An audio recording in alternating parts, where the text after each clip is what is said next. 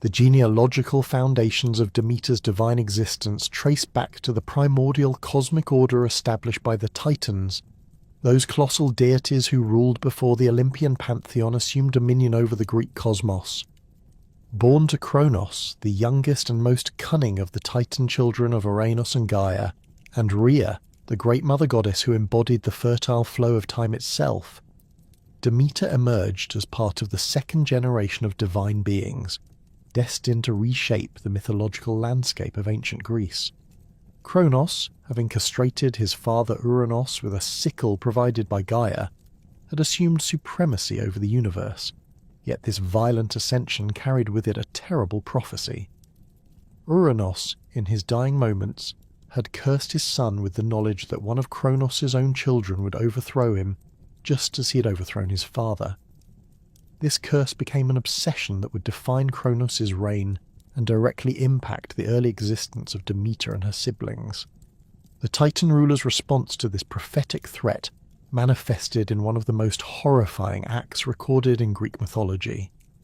As each child was born to Rhea, Kronos would immediately seize the newborn and swallow it whole, consigning his offspring to the darkness of his stomach where they remained alive but imprisoned. Demeter, along with her siblings Hestia, Hera, Hades and Poseidon, suffered this grotesque fate. The ancient sources describe how Kronos would snatch each infant from Rhea's arms moments after birth, his massive hands engulfing the divine children before casting them into the abyss of his gullet. Within the confines of their father's body, these future Olympian deities existed in a state of suspended animation, neither growing nor dying, but maintaining their divine essence in preparation for their eventual liberation. The experience of this imprisonment would later influence Demeter's deep understanding of the cycles of death and rebirth that would become central to her agricultural dominion. Her time within Kronos' stomach represented a form of seed buried in dark earth, waiting for the proper conditions to emerge and flourish.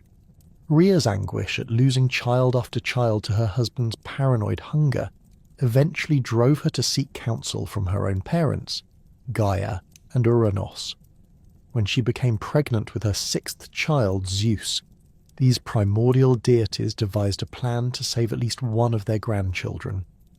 Following their instructions, Rhea travelled to the island of Crete, where she gave birth to Zeus in a hidden cave on Mount Ida.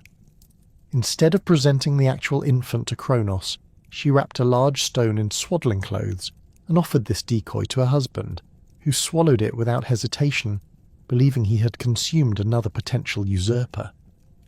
Zeus grew to maturity in secret, raised by the nymphs and fed on the milk of the goat Amalthea, while the Curetes, young warrior spirits, clashed their shields and spears to mask his cries from Kronos' ears. When Zeus reached full divine maturity, he returned to confront his father, armed with a powerful emetic potion crafted by the Titaness Metis. This substance, when administered to Kronos through trickery, caused the Titan ruler to violently regurgitate all of his swallowed children. The liberation of Demeter and her siblings marked a pivotal moment in Greek cosmogony. As Kronos convulsed and expelled his children, they emerged in reverse order of their consumption, first the stone that had substituted for Zeus, then Poseidon, Hades, Hera, Demeter, and finally Hestia. Each deity emerged fully grown and possessed of their complete divine powers, having been preserved in their perfect state during their imprisonment. Demeter stepped forth from her father's throat, with her golden hair flowing like ripened wheat, and her eyes holding the deep knowledge of Earth's fertile mysteries. The immediate aftermath of this liberation precipitated the Titanomachy, the great war between the Titans and the newly freed Olympian deities. This cosmic conflict would rage for 10 years, reshaping the fundamental structure of divine authority in the Greek universe. Demeter, though primarily associated with peaceful agricultural pursuits in later traditions, proved herself a formidable warrior during this primordial struggle. Ancient sources describe her wielding powers over the earth itself, causing the ground to split and swallow enemy titans, while simultaneously nurturing the strength of her Olympian allies through her control over sustaining grains and fruits. During the Titanomachy, Demeter's abilities manifested in ways that would later define her primary spheres of influence.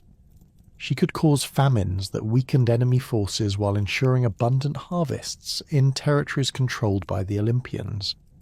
Her power extended beyond mere plant growth to encompass the fundamental life-giving properties of the earth itself.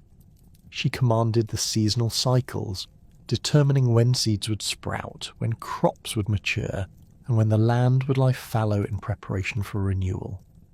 The eventual victory of the Olympians established Zeus as the supreme ruler of the cosmos, with his siblings assuming dominion over various aspects of the natural and divine worlds. Demeter's role in this new order became increasingly defined by her connection to agricultural fertility and the sustenance of mortal life.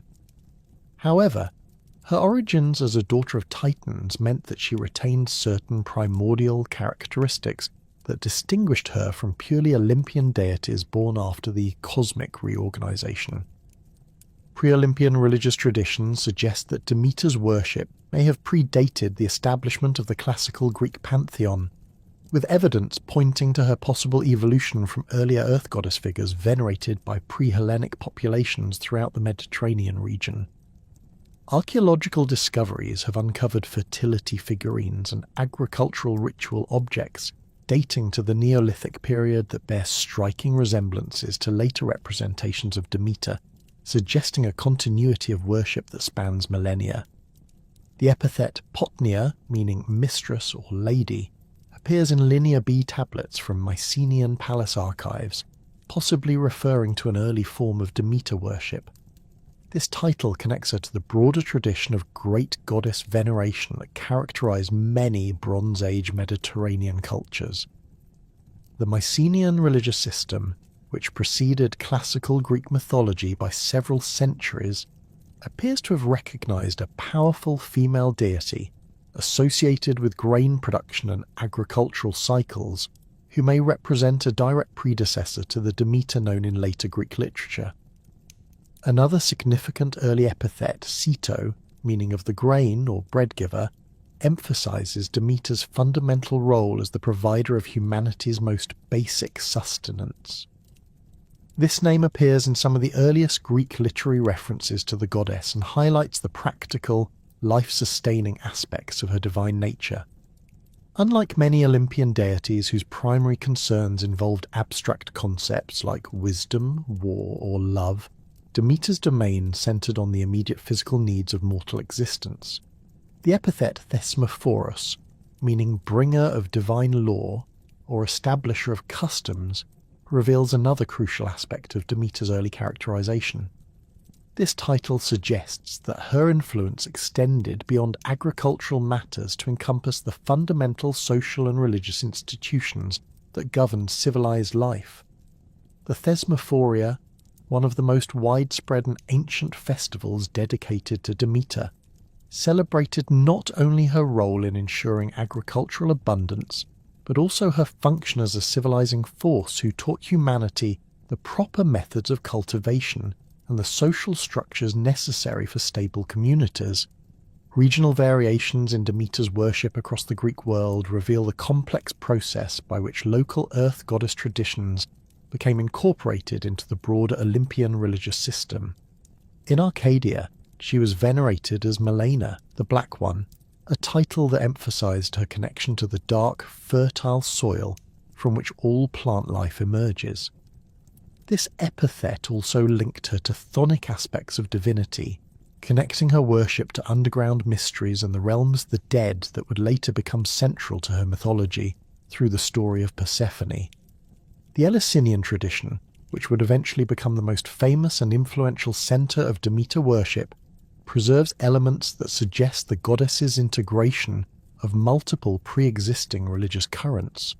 The great mysteries celebrated at Eleusis incorporated agricultural symbolism, death and rebirth themes, and initiation rituals that may have originated in separate religious traditions before being unified under Demeter's patronage. As Demeter's position within the Olympian pantheon became more clearly defined, Her primary domains crystallized around agriculture, harvest, and fertility. Her power encompassed not only the growth of crops but the entire cycle of agricultural life, from the preparation of soil and planting of seeds through the nurturing of growing plants to the final harvest and storage of grain. This comprehensive control over food production made her one of the most practically important deities in the Greek pantheon, as her favour or displeasure could determine the survival or starvation of entire populations. The establishment of Demeter's agricultural dominion involved more than simple plant growth. Ancient sources credit her with teaching humanity the arts of cultivation, including the proper techniques for ploughing, sowing, and harvesting. She introduced the concept of crop rotation, showed mortals how to process grain into flour and bread, and established the seasonal festivals that would ensure continued agricultural prosperity through proper religious observance. Her divine authority extended to the tools and animals essential for farming. The plough, drawn by oxen or horses, fell under her protection, as did the various implements used for harvesting and processing grain. Farmers would offer prayers and sacrifices to Demeter before beginning any major agricultural undertaking, seeking her blessing for successful crops and protection against natural disasters that could destroy their harvests. Demeter's divine essence manifested through a complex array of physical attributes and sacred symbols that ancient worshippers recognized as immediate indicators of her presence and power. Her iconography developed over centuries of religious practice, incorporating elements that reflected both her agricultural dominion and her deeper connections to the fundamental cycles of life, death, and renewal that govern the natural world. The most prominent and universally recognized symbol associated with Demeter was the wheat sheaf, typically depicted as golden stalk bound together with simple cord or ribbon.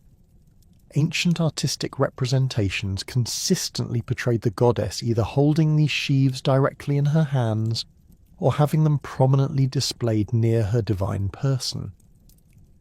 The wheat sheaf served multiple symbolic functions beyond its obvious agricultural associations. The binding of individual stalks into a unified bundle represented the goddess's role in bringing together scattered elements of fertility and abundance into coherent, life-sustaining resources for humanity. Archaeological evidence from temple sites across the Greek world reveals countless votive offerings in the form of miniature wheat sheaves, crafted from gold, silver, bronze, and even precious stones, demonstrating the central importance of this symbol in Demeter's worship. The golden colour traditionally associated with Demeter's wheat sheaves carried profound mythological significance that extended far beyond mere artistic convention. Ancient sources consistently describe the goddess's own hair as possessing the exact hue of perfectly ripened grain, creating a direct visual connection between her divine person and the agricultural bounty she controlled. This golden coloration was not merely decorative, but represented the transformative power that turned simple seeds into life-sustaining food. Temple priests and priestesses often wore golden wreaths woven to resemble wheat stalks during major festivals, symbolically taking on aspects of the goddess's appearance to facilitate communication between the divine and mortal realms.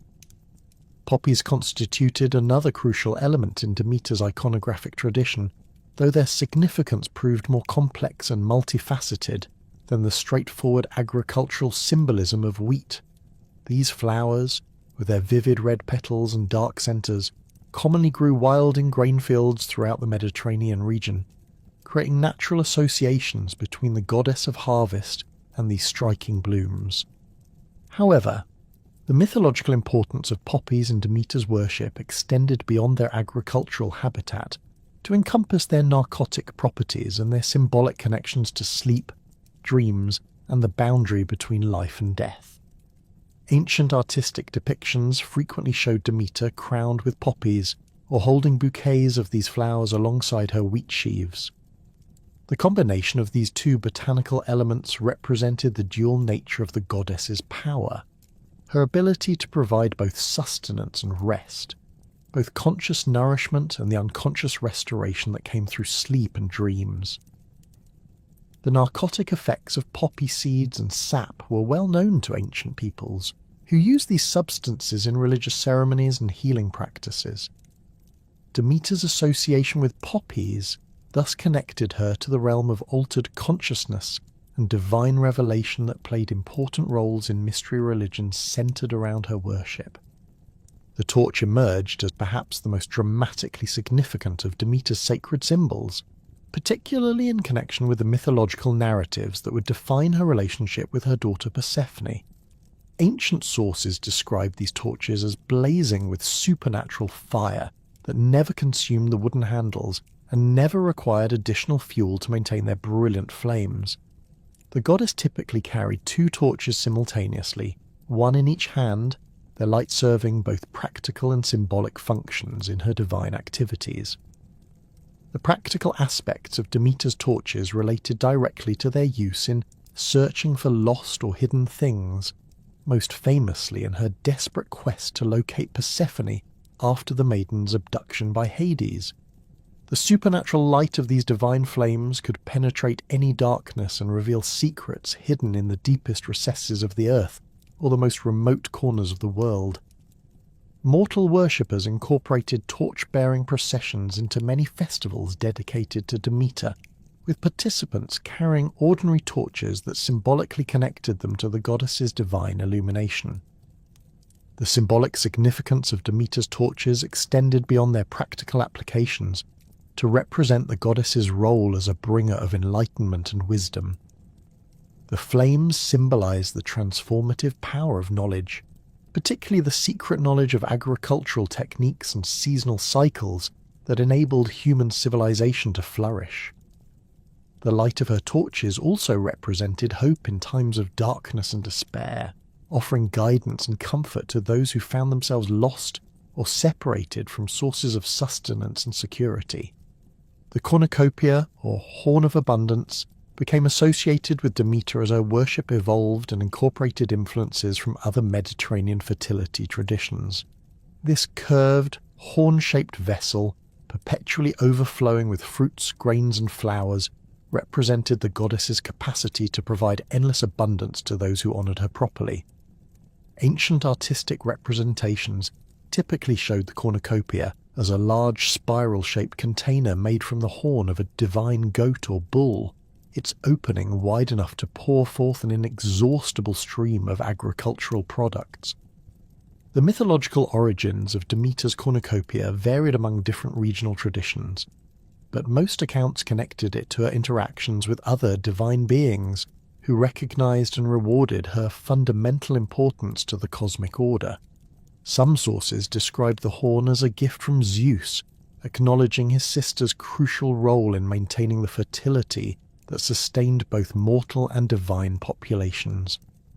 Other traditions linked the cornucopia to Demeter's relationship with river gods and earth spirits, who provided the water and soil necessary for agricultural success. The sacred animals associated with Demeter's worship reflected different aspects of her divine nature and the practical realities of ancient agricultural life. Pigs held particular significance in her religious observances, serving both as sacrificial offerings and as symbols of fertility and abundance. These animals possessed several characteristics that made them especially appropriate for Demeter's worship. Their prolific breeding habits and rapid growth rates exemplified the kind of natural abundance the goddess was expected to provide for human communities. Additionally, pigs' omnivorous diet and their ability to thrive on agricultural waste products created practical connections between these animals and farming activities. The role of pigs in Demeter's religious ceremonies extended beyond simple sacrifice to include complex ritual practices that incorporated these animals into mystery religions and seasonal celebrations. During the Thesmophoria, one of the most important festivals dedicated to the goddess, participants would cast live pigs into underground chambers or natural chasms, where the animals would remain for extended periods before being retrieved as part of elaborate purification and fertility rituals. The decomposed remains of these sacrificial pigs were then mixed with seeds before planting, creating a direct physical connection between the sacred animals and agricultural productivity.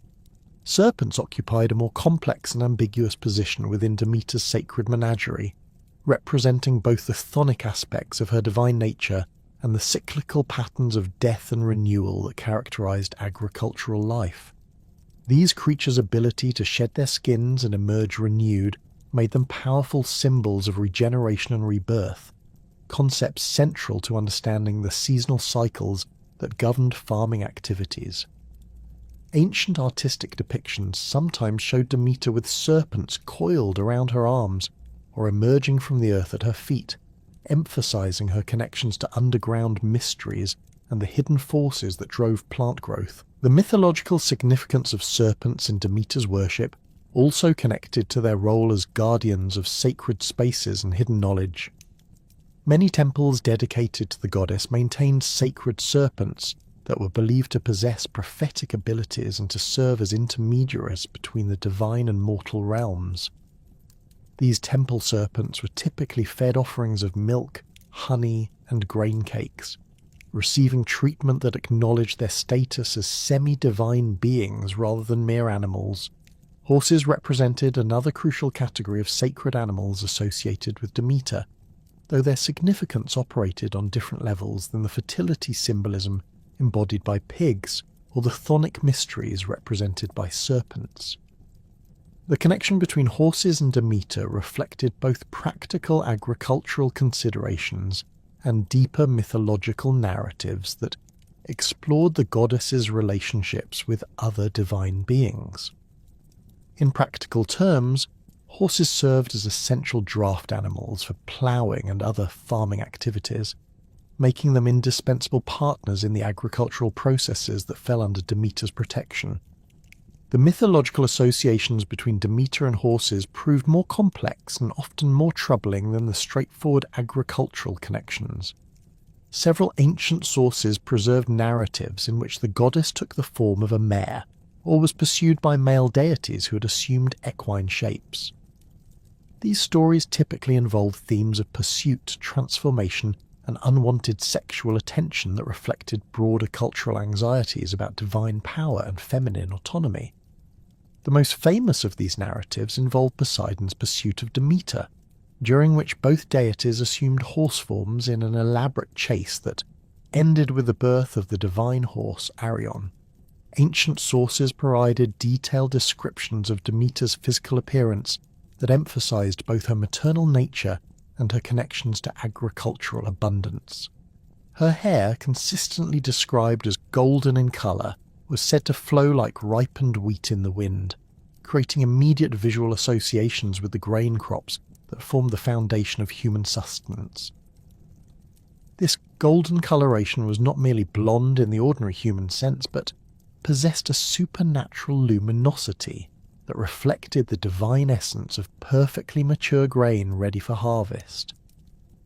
The goddess's eyes were typically described as deep and knowing, holding within them the accumulated wisdom of countless agricultural cycles, and the patient understanding that came from observing the slow but inevitable processes of growth, maturation, and renewal.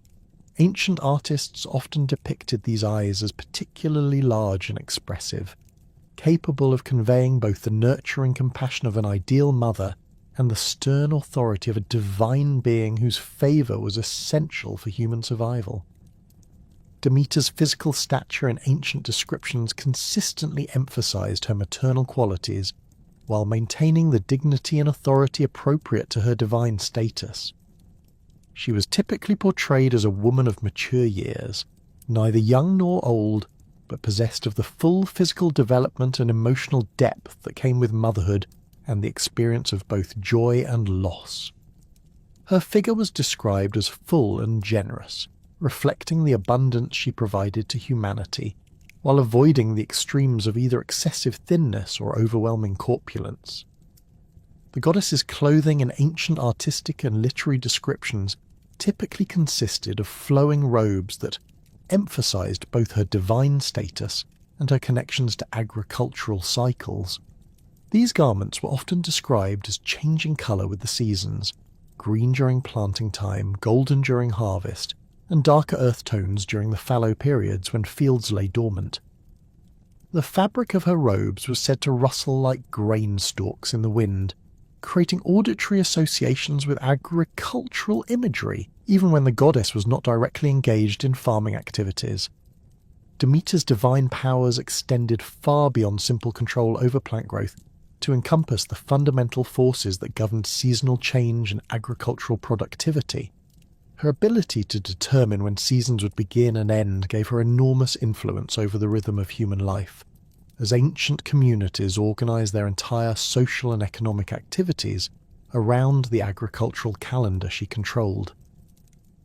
This seasonal authority was not merely automatic, but required conscious divine will, and could be withheld or altered based on the goddess's satisfaction with human worship and behaviour.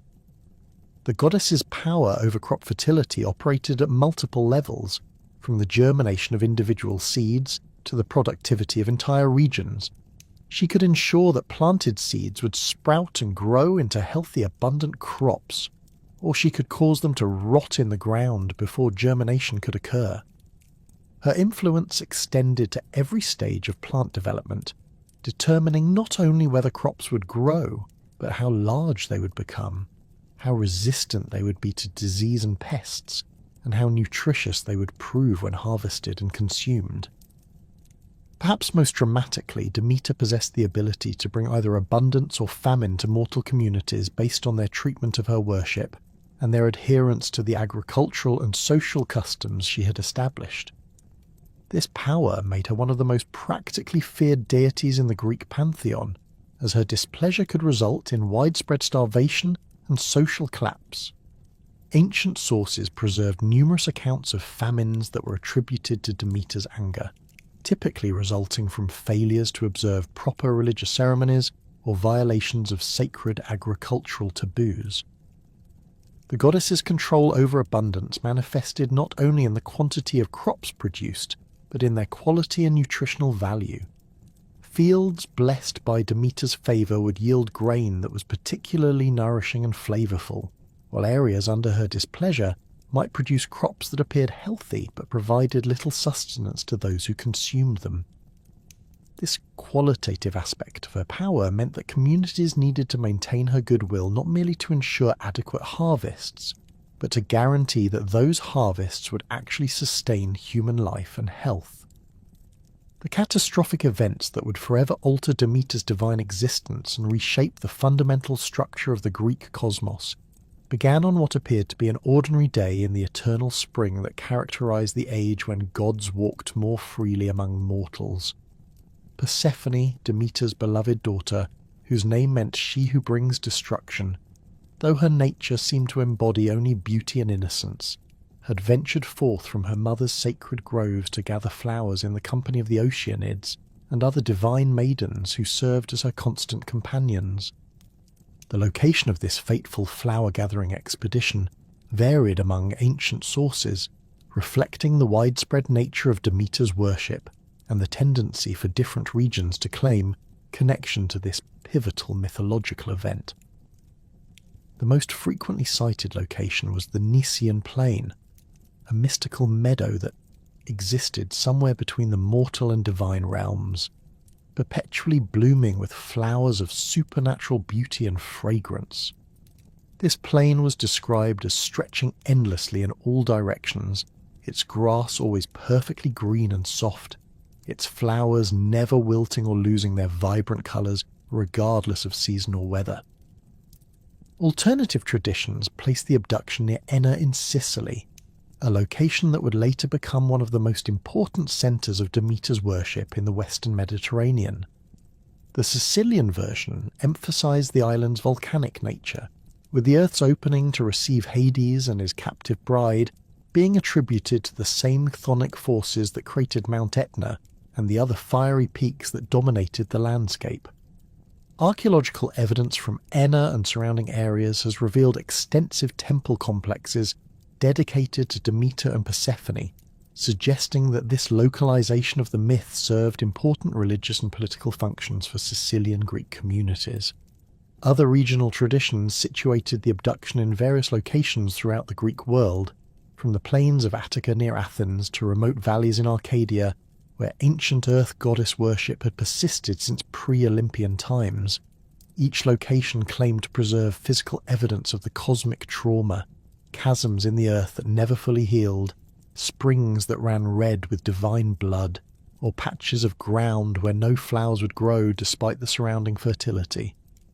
Persephone's flower-gathering activities on that fateful day followed patterns established by countless previous expeditions. She moved through the meadow with her divine companions, selecting the most beautiful blooms to weave into garlands and crowns that would adorn their hair during evening celebrations. The flowers available to them surpassed anything that grew in purely mortal realms. Roses that sang when touched by divine hands, lilies whose petals contained drops of liquid starlight, violets that changed colour based on the emotions of those who picked them. Among these supernatural blooms grew one flower that stood apart from all others, a narcissus of extraordinary size and beauty, its petals gleaming with an inner light that seemed to pulse with divine energy. Ancient sources describe this flower as having been placed there deliberately by Zeus as part of his conspiracy with Hades, though Persephone and her companions perceived it only as an unusually magnificent specimen worthy of special attention. The narcissus possessed a fragrance so intoxicating that it seemed to call to Persephone specifically, drawing her away from her companions toward a section of the meadow where she would be isolated and vulnerable. The creation of this supernatural narcissus represented one of Zeus's most calculated acts of deception, crafted specifically to facilitate his brother's desires, while maintaining plausible deniability about his own involvement in the coming abduction. The flower's beauty was not merely aesthetic, but contained elements of divine compulsion that made it irresistible to Persephone's innocent nature. As she approached the bloom, her companions found themselves inexplicably drawn to other parts of the meadow, their attention diverted by flowers that suddenly seemed more appealing than they had moments before. Zeus's role in orchestrating his daughter's abduction reflected the patriarchal marriage customs of ancient Greek society, where fathers possessed absolute authority over their daughters' marital arrangements and could conclude binding agreements without consulting either the prospective bride or her mother. From Zeus's perspective, the match between Persephone and Hades represented an advantageous political alliance that would strengthen the bonds between the Olympian and Chthonic realms, while providing his brother with a suitable consort for ruling the underworld. The king of the gods had grown increasingly concerned about Hades' isolation in his subterranean kingdom and the potential for this isolation to breed resentment or rebellion against Olympian authority.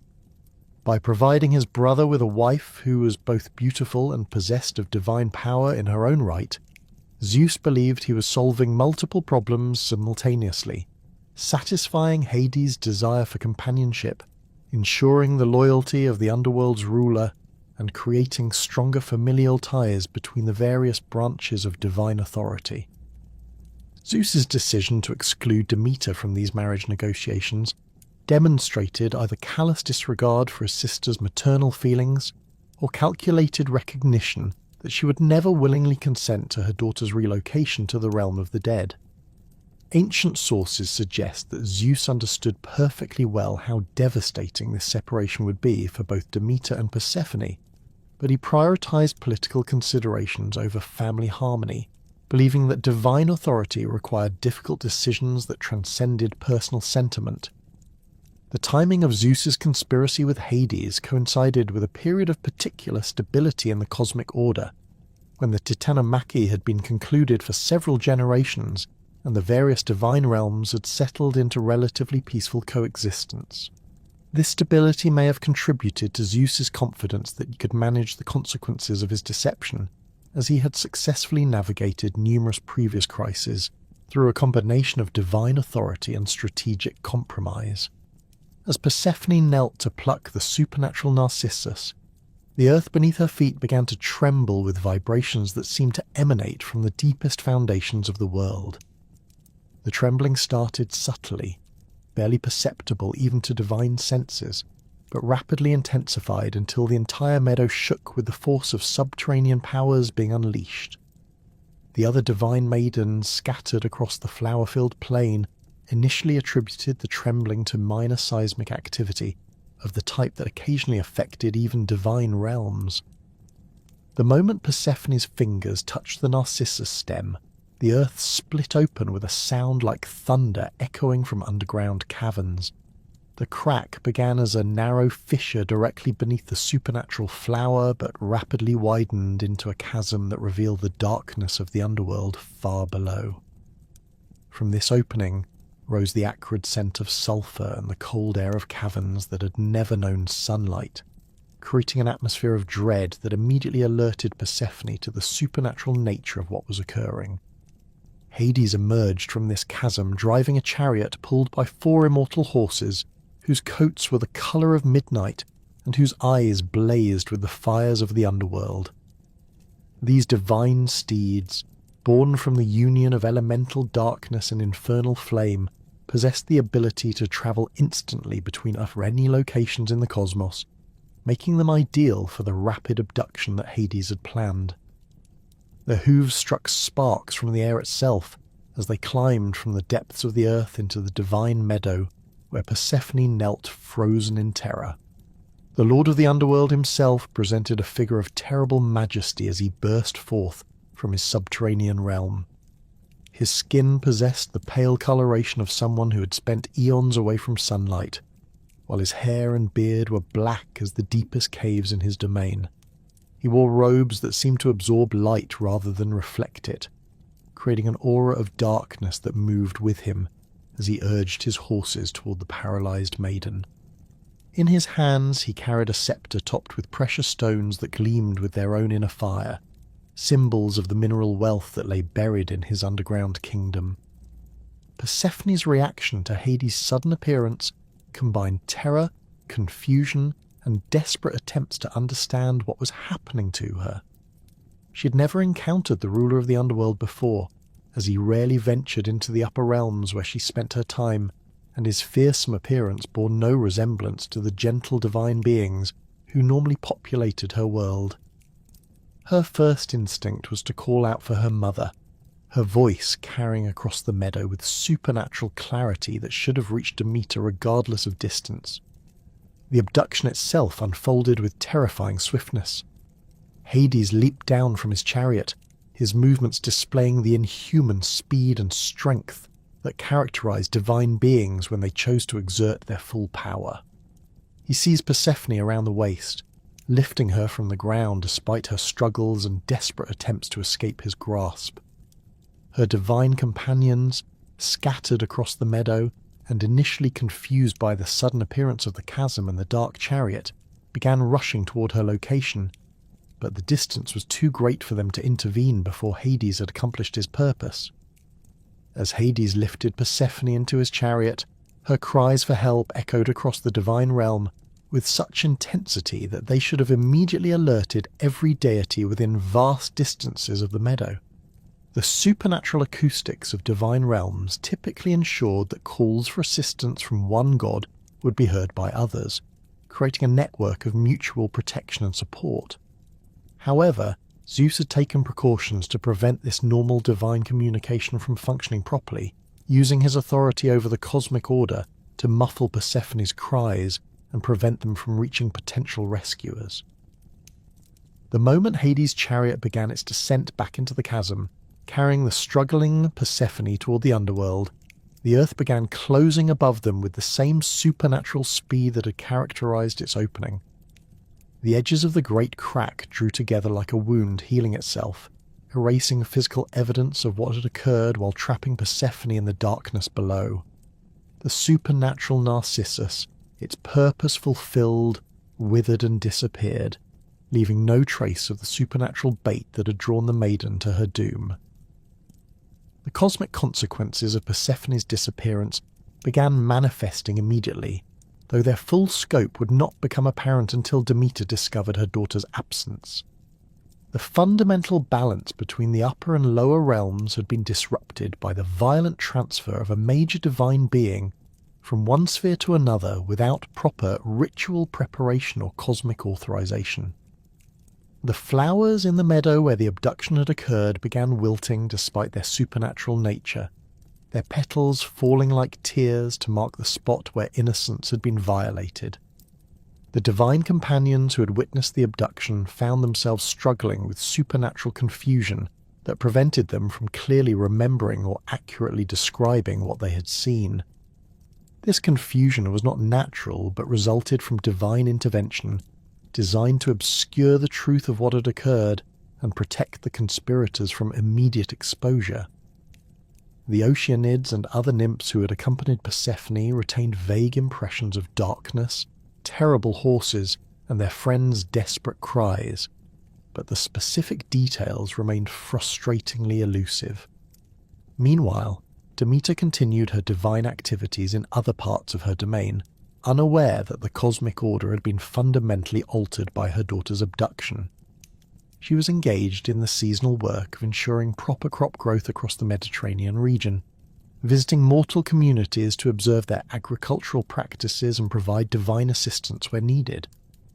Her connection to Persephone, though profound, did not provide immediate awareness of her daughter's location or circumstances, as divine beings could shield their activities from each other when necessary.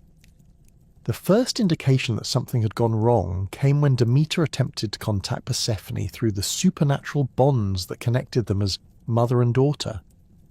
These bonds, forged through shared divine essence and strengthened by eons of close companionship, normally allowed immediate communication regardless of physical distance. When Demeter reached out through these connections and encountered only silence, she initially attributed the lack of response to her daughter being engaged in activities that required complete concentration. As time passed and Persephone failed to return to their usual meeting places or respond to increasingly urgent attempts at divine communication, Demeter's concern began transforming into active worry. She abandoned her agricultural duties and began searching for her daughter in all the locations where Persephone typically spent her time: sacred groves, divine meadows, temples where mortal worshippers offered prayers and sacrifices to the goddess of spring and renewal. The search initially followed logical patterns based on Persephone's known preferences and habits. Demeter visited the gardens where her daughter cultivated the most beautiful flowers in the divine realm, the springs where she bathed with her nymph companions, and the hillsides where she danced during celebrations of seasonal change. Each location showed signs of Persephone's recent presence: flowers arranged in her characteristic patterns, footprints in soft earth, the lingering fragrance of her divine essence, but no indication of where she might have gone or why she had departed. As Demeter's search expanded beyond Persephone's usual haunts, she began questioning other divine beings who might have encountered her daughter recently. The responses she received were frustratingly vague and contradictory, with various deities offering conflicting accounts of when and where they had last seen Persephone. Some claimed to have seen her gathering flowers in distant meadows, while others insisted they had observed her, engaged in conversations with divine beings whose identities they could not clearly recall. The supernatural confusion affecting potential witnesses to Persephone's abduction extended to these secondary encounters, creating a web of false memories and obscured recollections that effectively prevented Demeter from gathering accurate information about her daughter's disappearance. This confusion was not immediately apparent to Demeter, who attributed the contradictory accounts to the natural imprecision of divine memory over extended periods of time. Demeter's growing desperation transformed into frantic determination as the third day passed without any trace of Persephone's whereabouts. The goddess abandoned all pretense of maintaining her usual divine composure and began a systematic search that would consume the next 9 days and nights in an unrelenting quest across every realm accessible to divine beings. She kindled 2 torches from the sacred flames of Mount Etna, the supernatural fire providing illumination that could penetrate the deepest shadows and reveal secrets hidden in the most remote corners of creation. The torches themselves became extensions of Demeter's divine will, their flames burning with intensity that reflected her emotional state. When her hope remained strong, they blazed with golden light that rivaled the sun's radiance. As despair began creeping into her divine consciousness, the flames shifted to deeper hues, orange, red, and eventually the dark blue of barely controlled divine fury. The torches never required fuel or maintenance, sustained entirely by Demeter's determination to recover her lost daughter, regardless of the cost to herself or the cosmic order. Her search began in the mortal realm, where Persephone had often enjoyed observing human agricultural activities and occasionally intervening to ensure particularly deserving farmers received abundant harvests. Demeter questioned every shepherd, farmer, and traveller she encountered, using her divine authority to compel truthful responses while simultaneously offering rewards for any useful information.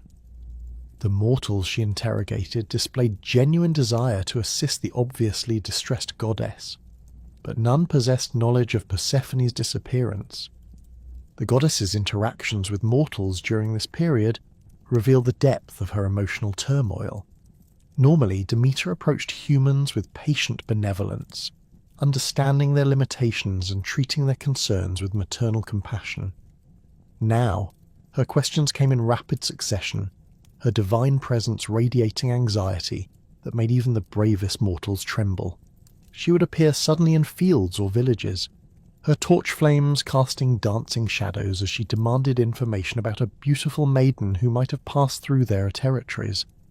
Some mortals reported seeing a young woman matching Persephone's description, but these sightings invariably proved to be cases of mistaken identity involving local maidens whose beauty had inspired comparison to divine beings.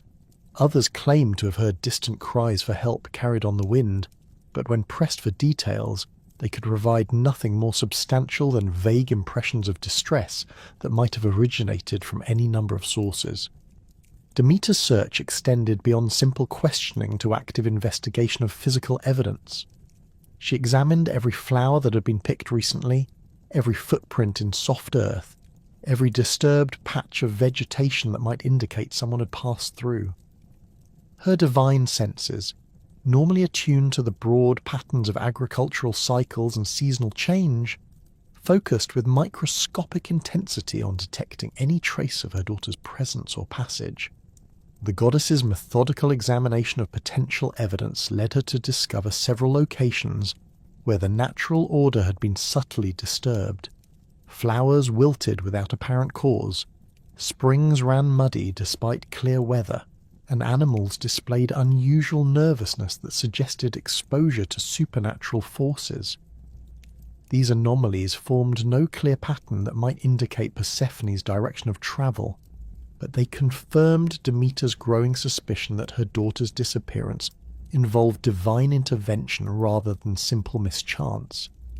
As her mortal realm search proved fruitless, Demeter expanded her investigation to include the various divine beings who inhabited the spaces between earth and sky. She questioned wind spirits who might have observed aerial movement, water nymphs who could report unusual activities near springs and rivers, and tree spirits whose ancient wisdom encompassed knowledge of events that occurred within their forest domains. These divine beings proved more knowledgeable than mortals about supernatural activities, but their information remained frustratingly incomplete. The wind spirits reported sensing disturbances in the cosmic order several days earlier, but their nature as beings of constant movement meant they possessed no detailed knowledge of specific events. They described feeling sudden changes in atmospheric pressure and temperature that suggested powerful divine forces at work, but they could not identify the source or nature of these disturbances. Some mentioned detecting the scent of sulfur and underground dampness carried on air currents, but these traces had dissipated too quickly for proper investigation. Water nymphs provided more specific information about unusual activities near their springs and streams.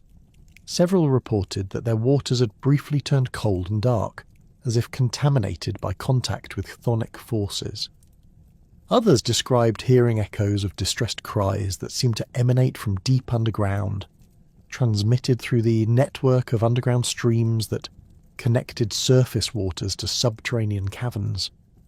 These accounts began forming a pattern that pointed toward involvement of underworld forces, though none of the nymphs could provide definitive proof of such intervention. Tree spirits, with their deep roots extending far into the earth and their crowns reaching toward the heavens, possessed the most comprehensive awareness of events that affected both upper and lower realms. Ancient oaks and sacred groves reported feeling tremors that originated from far below the surface, vibrations that suggested the opening of passages between different levels of reality. Some trees claimed their roots had detected the rapid passage of supernatural beings through underground spaces, but the speed of this movement had prevented detailed observation. The information gathered from these various divine sources began suggesting a coordinated supernatural event involving forces from the underworld, but Demeter still lacked concrete evidence about what had happened to Persephone or who might be responsible. Her frustration with the incomplete and contradictory accounts she was receiving began manifesting in displays of divine power that affected the natural world around her. Plants withered when she passed in states of particular agitation, while her torch flames scorched the ground when her emotional control slipped. Demeter's search eventually led her to question more powerful divine beings who possessed greater knowledge of cosmic events and divine politics. She approached river gods whose domains spanned vast territories and whose awareness extended across multiple realms. These ancient deities, born from the primordial forces that shaped the world, possessed memories stretching back to the earliest days of divine civilization and understanding of the complex relationships between different branches of the divine hierarchy. The river god's responses to Demeter's inquiries proved more substantive than the accounts provided by lesser divine beings, but they also revealed the first hints of deliberate concealment and divine conspiracy. Several river gods admitted to sensing major disturbances in the cosmic order, but claimed their attempts to investigate these disturbances had been blocked by higher divine authority. When pressed for details about this interference, they became evasive and suggested that Demeter should direct her questions to more powerful deities. These conversations marked the first time in her search that Demeter encountered what appeared to be intentional obstruction rather than simple ignorance. The realization that some divine beings might be deliberately withholding information about Persephone's disappearance transformed her anxiety into the beginnings of divine rage. Her torch flames began burning with new intensity, and her questions took on a more demanding tone that reflected her growing suspicion of conspiracy. Demeter's investigation next focused on the Olympian deities themselves, beginning with those most likely to possess comprehensive knowledge of divine activities across all realms. She approached Apollo, whose role as god of prophecy and his daily journey across the sky in his solar chariot provided him with unparalleled awareness of events occurring throughout the world. Apollo's response to her inquiries proved deeply unsatisfying, as he claimed to have been engaged in his solar duties during the period of Persephone's disappearance and to have noticed nothing unusual. The sun god's denial struck Demeter as implausible, given his reputation for observing everything that occurred under his light. Apollo's solar chariot travelled across the entire sky each day, providing him with a comprehensive view of all surface activities in both mortal and divine realms. His claim to have seen nothing related to Persephone's disappearance suggested either deliberate deception or supernatural intervention that had somehow blocked his normally omniscient perception. Artemis, Apollo's twin sister and goddess of the hunt, proved equally unhelpful when questioned about Persephone's fate. As a deity who spent much of her time roaming wild places with her band of hunting nymphs, Artemis should have been well positioned to observe unusual activities in remote locations where an abduction might have occurred. However, she claimed that her attention had been focused on tracking a particularly elusive divine boar during the relevant time period, preventing her from noticing other events that might have been occurring in her vicinity. The responses from Apollo and Artemis established a pattern of plausible but ultimately unsatisfying explanations that seemed designed to deflect rather than illuminate.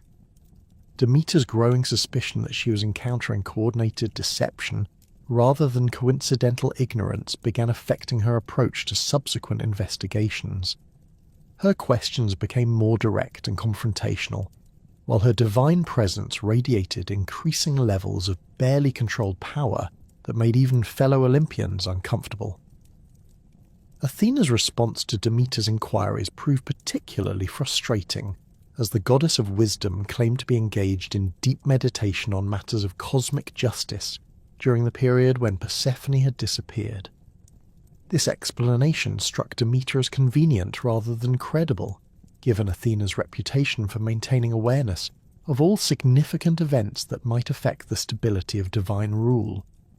The goddess of wisdom's refusal to provide more specific information about her activities or observations during the relevant time period suggested she was protecting knowledge that she preferred not to reveal. As Demeter's investigation progressed through the Olympian hierarchy, she began detecting subtle signs that her fellow deities were coordinating their responses to her questions. Similar phrases appeared in multiple accounts, and the timing of various claimed activities seemed suspiciously synchronized to provide mutual alibis. The growing evidence of conspiracy among the Olympian deities transformed Demeter's search from a quest for information into a confrontation with the divine authority itself. The 9th day of Demeter's search brought her to the point of complete desperation, as every lead had proven fruitless, and every divine being she had questioned had either claimed ignorance or provided obviously evasive responses. Her torch flames had burned continuously for 9 days and nights, their supernatural fire reflecting her unwavering determination, while simultaneously revealing the toll that constant anxiety and frustration were taking on her divine essence. The normally golden radiance of her divine aura had darkened to deep amber, while her typically perfect appearance showed signs of the strain she was enduring. On this 9th day, as Demeter stood on a high mountain peak surveying the vast territories she had searched without success, Helios, the sun god, finally approached her with information that would transform her understanding of what had occurred. Helios had observed Demeter's increasingly frantic search from his position high above the earth, and her obvious distress had eventually overcome his reluctance to become involved in what he recognized as a complex divine conspiracy. Helios's revelation came with careful preamble, acknowledging the difficulty of the information he was about to provide.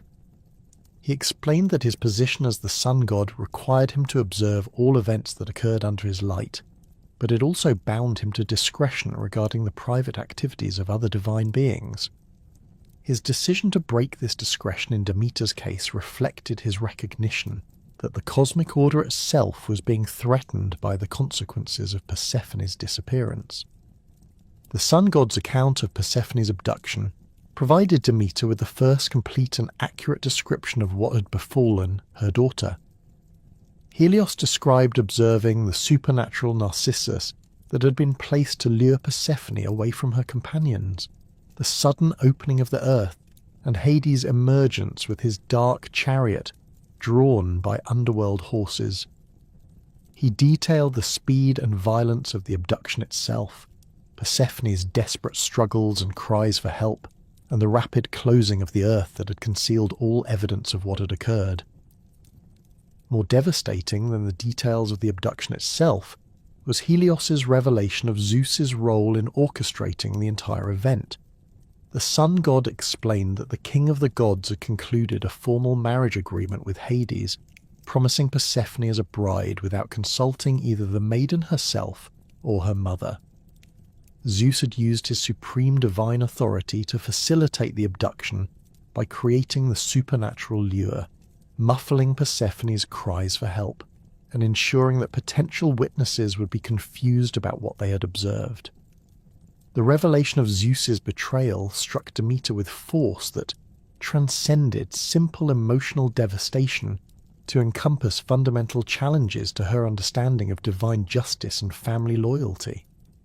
Her brother, who supposedly ruled the cosmos according to principles of order and righteousness, had conspired to steal her daughter and deliver her to the grim ruler of the Underworld. The marriage arrangement had been concluded in complete secrecy, treating Persephone as property to be transferred rather than as a divine being with her own rights and preferences.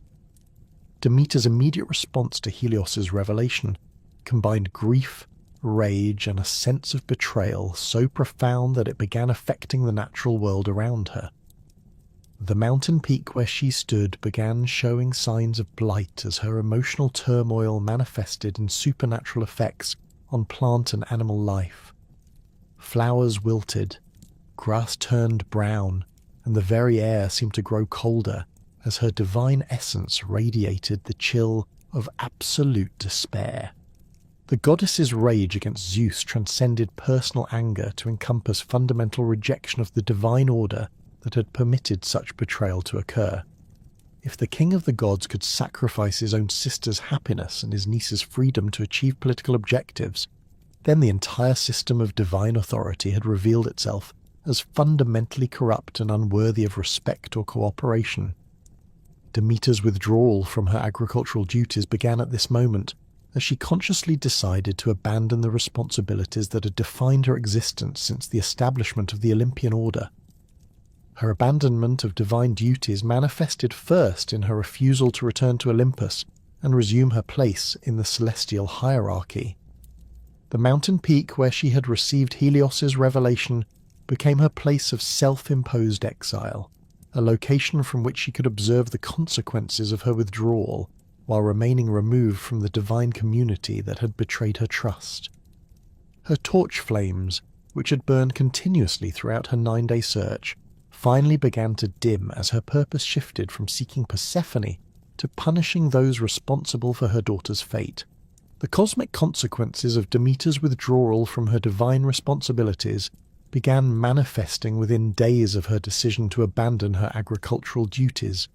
Seeds that had been planted in fertile soil failed to germinate, while crops that had been growing normally began withering in the fields. The supernatural forces that governed seasonal change and plant growth required Demeter's active participation to function properly, and her conscious withdrawal of cooperation disrupted these fundamental processes across the entire world. The initial effects of the developing famine were subtle enough that mortal populations initially attributed them to natural variations in weather and growing conditions. Farmers noticed that their fields seemed less productive than usual, while gardeners observed that their plants required more water and care to maintain normal growth. These early signs of agricultural distress created concern among rural communities, but had not yet reached the level of crisis that would force recognition of supernatural intervention.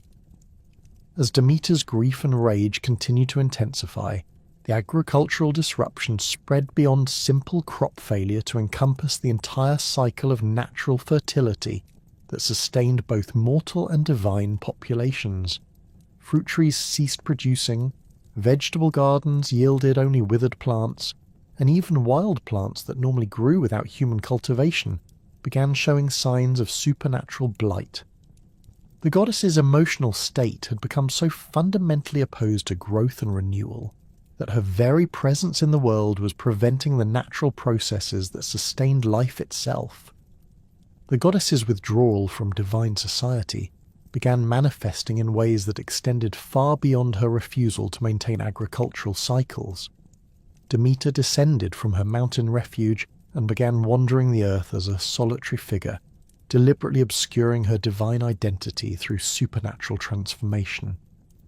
She altered her appearance to that of an elderly mortal woman, her golden hair becoming grey and brittle, her radiant skin taking on the weathered texture of someone who had endured decades of hardship and loss. Her divine robes transformed into the simple, coarse garments worn by displaced persons and wandering beggars, while her supernatural beauty faded into the unremarkable features of an aged servant seeking employment. This disguise served multiple purposes beyond simple concealment. By assuming mortal form, Demeter could move through human communities without inspiring the awe and reverence that normally accompanied divine appearances, More importantly, her transformation into an elderly woman reflected her internal state. She felt aged beyond her divine years by grief and betrayal, worn down by the realization that even supreme divine authority could not guarantee the safety of those she loved most.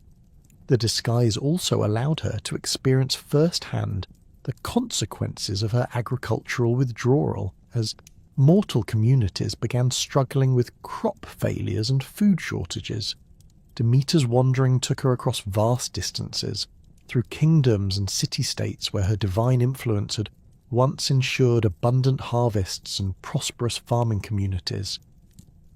Now, these same regions showed increasing signs of agricultural distress as her conscious withdrawal of divine favour began affecting every aspect of food production. Fields that should have been green with growing crops stood barren or filled with stunted, yellowing plants. Orchards that normally produced abundant fruit yielded only withered branches, while vegetable gardens that had fed entire families now provided barely enough sustenance for survival.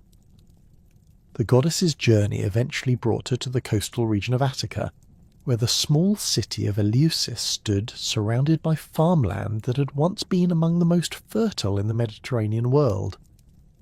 The approach to Eleusis revealed the same agricultural devastation that was spreading across the entire known world. Fields of grain reduced to brown stubble, olive groves with leaves turning yellow and dropping prematurely, and vineyards where grape clusters shriveled on their vines before reaching maturity. The sight of this widespread destruction provided Demeter with grim satisfaction, as it represented tangible evidence that her withdrawal was forcing recognition of her fundamental importance to the cosmic order. Eleusis itself appeared as a modest settlement built around a central acropolis, where the royal palace of King Celeus dominated the surrounding landscape. The city's architecture reflected typical Bronze Age construction techniques, with massive stone foundations supporting walls of sun-dried brick and timber frameworks. The royal palace occupied the highest point of the Acropolis, its Megaron Hall featuring the large central hearth and surrounding columns that characterized aristocratic residences throughout the Greek world. Surrounding the palace were smaller structures housing the royal family's retainers, craftsmen and servants, while the common population lived in simple houses scattered across the lower slopes and surrounding plain.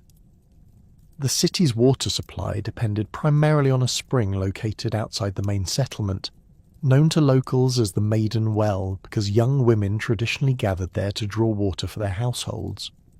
This spring emerged from underground sources that remained constant throughout seasonal variations, providing Eleusis with reliable access to fresh water even during periods of drought.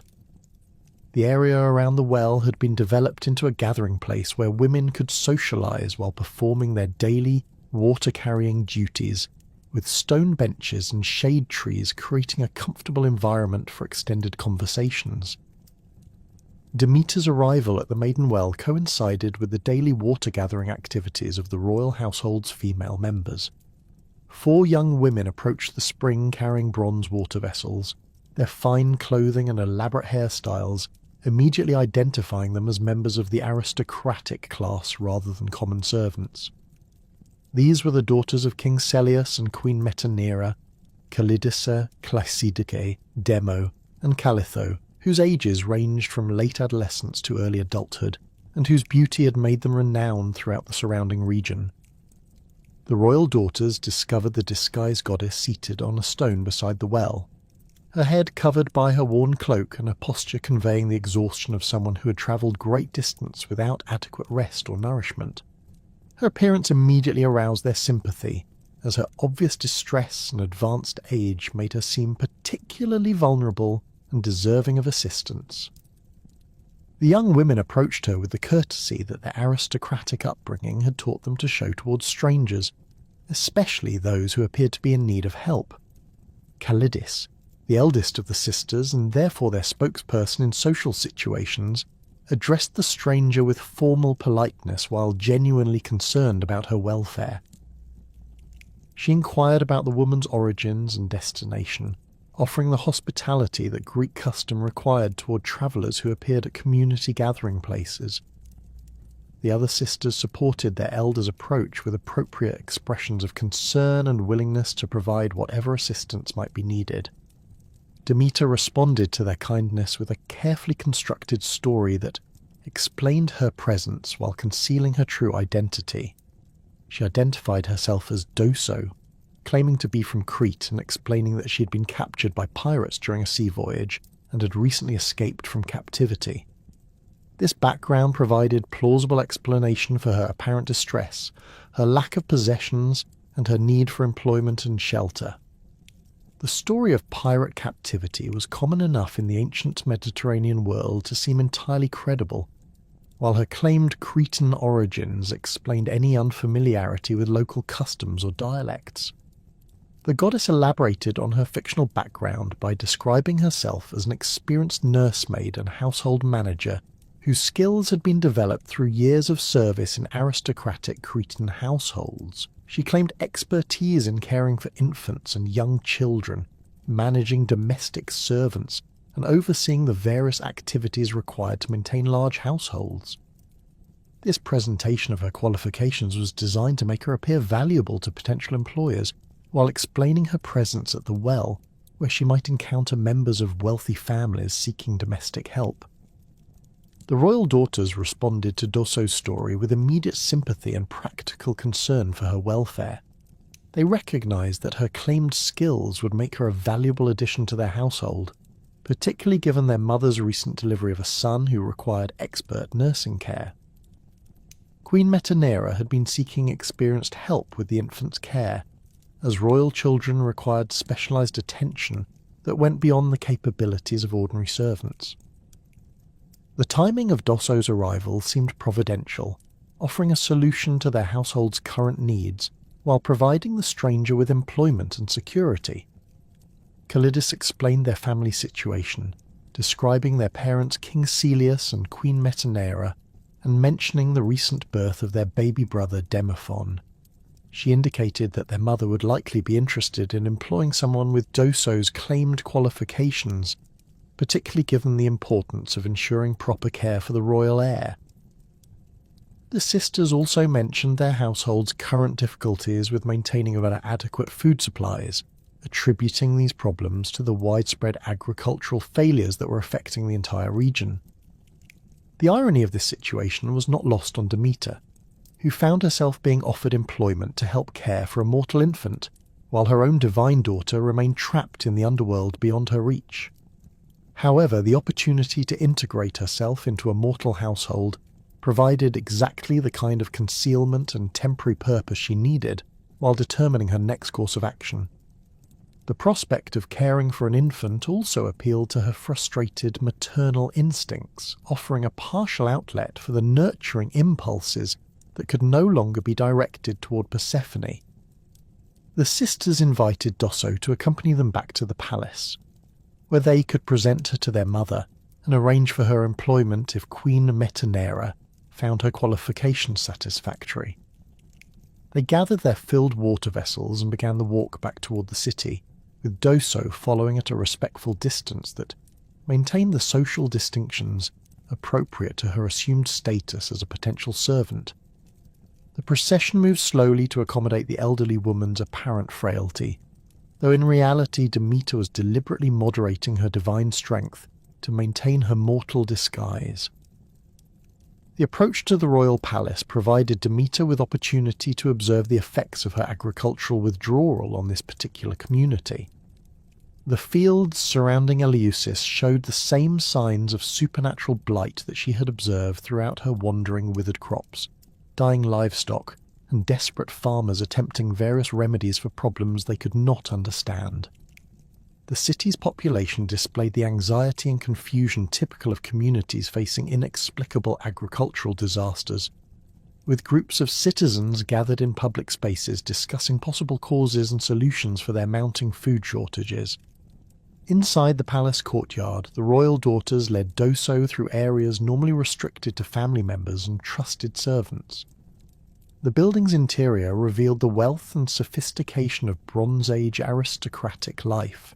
with painted walls depicting religious ceremonies and mythological scenes, floors covered with elaborate geometric patterns, and furniture crafted from precious woods and decorated with ivory and precious metals. However, even this wealthy household showed signs of the developing crisis, with storage areas that should have been filled with grain and preserved foods standing noticeably empty. Queen Metanira received the disguised goddess in the palace's main hall, where she was supervising household activities while nursing her infant son. The queen appeared as a woman in her middle years whose beauty had been enhanced rather than diminished by motherhood and royal responsibility. Her clothing and jewellery reflected her high status, while her manner combined aristocratic dignity with the practical authority required to manage a complex household. The baby Demophon, cradled in her arms, displayed the robust health and divine favour that characterised children destined for significant roles in mythological narratives. The Queen's interview with the prospective nursemaid followed conventional patterns for such employment arrangements. She questioned Doso about her background, experience, and qualifications for caring for royal children, while observing her manner and appearance for signs of trustworthiness and competence. Demeter's responses drew upon her genuine experience as a divine mother and her comprehensive knowledge of child-rearing practices, allowing her to provide convincing demonstrations of her claimed expertise. Metanira was particularly impressed by Doso's evident knowledge of herbal remedies and healing practices that could benefit infant health and development. The disguised goddess described various treatments for common childhood ailments, methods for strengthening young immune systems, and techniques for promoting healthy growth that went beyond ordinary nursing care. This specialised knowledge suggested that Doso possessed the kind of advanced skills that would justify employing her at higher wages and with greater household responsibility than typical servants received.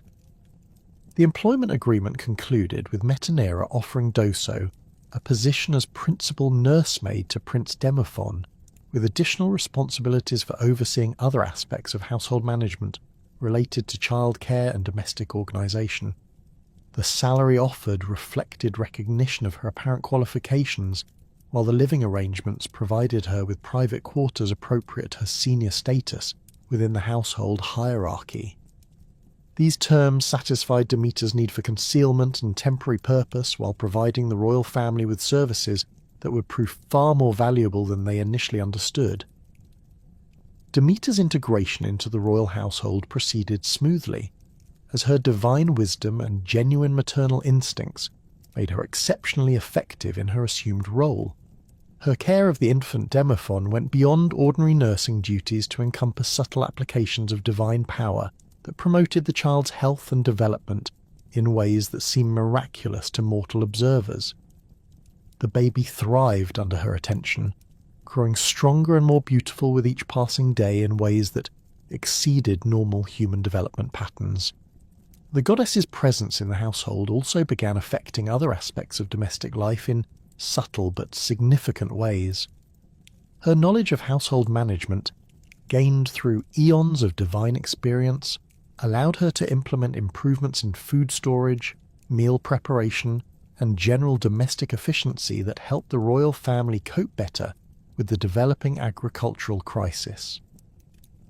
Her herbal knowledge provided remedies for various health problems affecting household members, while her calm authority helped maintain morale during increasingly difficult times. However, Demeter's most ambitious project involved her secret plan to grant divine immortality to the infant Demophon. This extraordinary gift would transform the mortal child into a divine being capable of eternal life and supernatural powers, representing both her gratitude toward the family that had provided her with shelter and her desire to create something positive from her current situation of loss and exile. The immortalization process required careful preparation and absolute secrecy, as mortal minds could not comprehend the true nature of what was being undertaken on the child's behalf. The ritual procedures for conferring immortality involved exposing the infant to supernatural forces that would gradually transform his mortal essence into divine substance. Each night, After the household had retired and she was alone with the sleeping child, Demeter would place him in the palace's main hearth fire, where divine flames would slowly burn away his mortal characteristics while preserving and enhancing his essential life force. This process required precise control and perfect timing to ensure that the transformative fire strengthened rather than destroyed the child's developing divine nature. The nightly immortalization sessions represented some of the most complex divine magic Demeter had ever attempted, requiring her to maintain perfect balance between destructive and creative forces while working within the limitations imposed by her mortal disguise. The supernatural fire she kindled in the hearth burned without consuming fuel and produced no smoke or ordinary heat, yet its transformative power gradually altered the fundamental nature of the infant's body and soul. Each session brought Demephon closer to achieving the divine status that would free him from mortal limitations and grant him eternal life among the gods. These secret activities provided Demeter with renewed sense of purpose and accomplishment during her period of grief and exile. The careful attention required for the immortalization process occupied her mind and prevented her from dwelling constantly on Persephone's fate, while the visible improvements in Demephon's health and development gave her tangible evidence that she could still create positive outcomes despite her personal losses. The project also satisfied her frustrated maternal instincts by allowing her to nurture and protect a child who would benefit from her divine care. The gradual transformation occurring in the infant began attracting attention from other household members, though none suspected the supernatural nature of what was happening. Demephon's unusually rapid growth, exceptional beauty, and remarkable health seemed to indicate divine favour of some kind, leading to speculation about possible blessings from the gods who protected the royal family. Queen Metanira attributed these improvements to Doso's exceptional nursing skills, while other servants whispered about miraculous changes that exceeded normal human development patterns.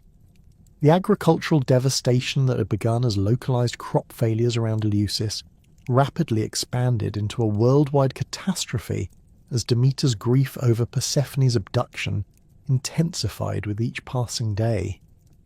What had initially appeared to mortals as seasonal variations in growing conditions transformed into systematic destruction of every form of plant life across the Mediterranean world and beyond. Fields that had supported thriving communities for generations turned into expanses of barren soil where seeds rotted before germination and established crops withered despite adequate rainfall and favourable weather conditions. The supernatural nature of this agricultural collapse became increasingly apparent as traditional farming remedies proved completely ineffective. Experienced farmers who had successfully managed crop rotations and soil fertility for decades found their expertise useless against forces that operated beyond natural agricultural principles. Irrigation systems that had sustained crops through previous droughts now carried water to plants that died regardless of moisture levels. Fertilizers that had previously enhanced soil productivity seemed to accelerate rather than prevent the mysterious blight affecting all cultivated vegetation.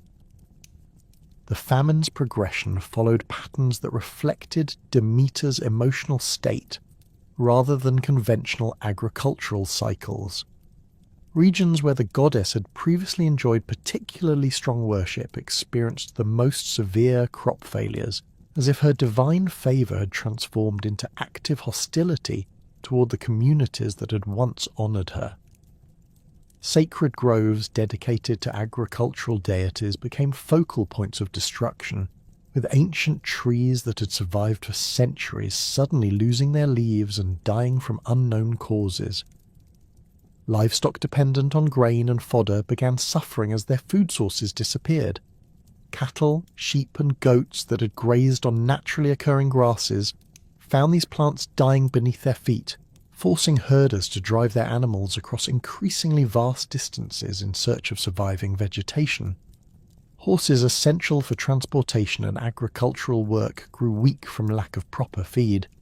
while domestic fowl that normally supplemented their diets with wild seeds and insects found these food sources vanishing from their environments. The collapse of wild plant communities proved even more devastating than the failure of cultivated crops, as it eliminated the backup food sources that human populations typically relied upon during agricultural crises. Nuts, berries, and edible roots that grew without human cultivation succumbed to the same supernatural blight affecting domestic plants. Forests that had provided timber, fuel, and food for millennia began showing signs of comprehensive ecosystem collapse as trees shed their leaves and died without apparent cause. Coastal communities that had previously supplemented agricultural products with marine resources discovered that even these alternatives were becoming scarce. Seaweed and other aquatic plants that formed the foundation of marine food chains began dying in massive quantities, leading to population crashes among fish and shellfish that coastal peoples depended upon for protein. The interconnected nature of terrestrial and marine ecosystems meant that Demeter's withdrawal of agricultural favour had consequences extending far beyond land-based food production.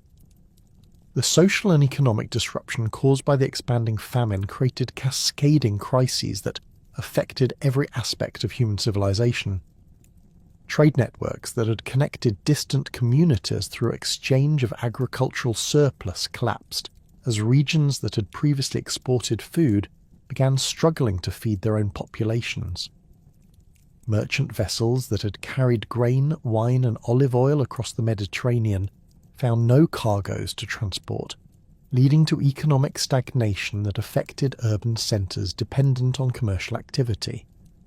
Urban populations proved particularly vulnerable to the agricultural collapse, as their concentration in cities made them entirely dependent on food production from surrounding rural areas. When these agricultural regions could no longer produce surplus crops for urban consumption, city dwellers faced starvation with few alternatives for obtaining sustenance. The specialised crafts and services that had supported urban economies became irrelevant when basic survival required finding adequate food supplies. Political structures throughout the affected regions began destabilising as rulers found themselves unable to provide the basic security that justified their authority. Kings and nobles whose power had been based on controlling agricultural surplus and managing food distribution discovered that their traditional sources of wealth and influence had simply vanished. Popular unrest began emerging in communities where desperate populations blamed their leaders for failing to address the crisis through conventional political or military means. Religious institutions faced unprecedented challenges as their traditional explanations for natural disasters proved inadequate to address the scope and supernatural character of the developing famine. Priests who had previously mediated between divine and mortal realms through established ritual practices found their ceremonies powerless to reverse or even slow the agricultural destruction. Temple treasuries that had been accumulated through offerings of agricultural produce stood empty, as communities no longer possessed surplus crops to dedicate to divine worship. The failure of conventional religious responses to the crisis forced recognition that the famine represented divine intervention of unprecedented magnitude. Local deities associated with agricultural fertility and seasonal cycles appeared powerless to counteract the forces causing the widespread destruction. Even major gods who had previously responded to elaborate sacrifices and festivals seemed unable or unwilling to restore normal growing conditions to their traditional areas of influence. As mortal populations faced increasingly desperate circumstances, the frequency and intensity of prayers and sacrifices directed toward the gods increased dramatically. Communities that had previously maintained modest religious observances began organising elaborate ceremonies designed to attract divine attention and intervention. Temples that had received occasional offerings found themselves inundated with desperate worshippers willing to sacrifice their most precious possessions in exchange for divine assistance. The escalating crisis created particular problems for the worship of Demeter herself.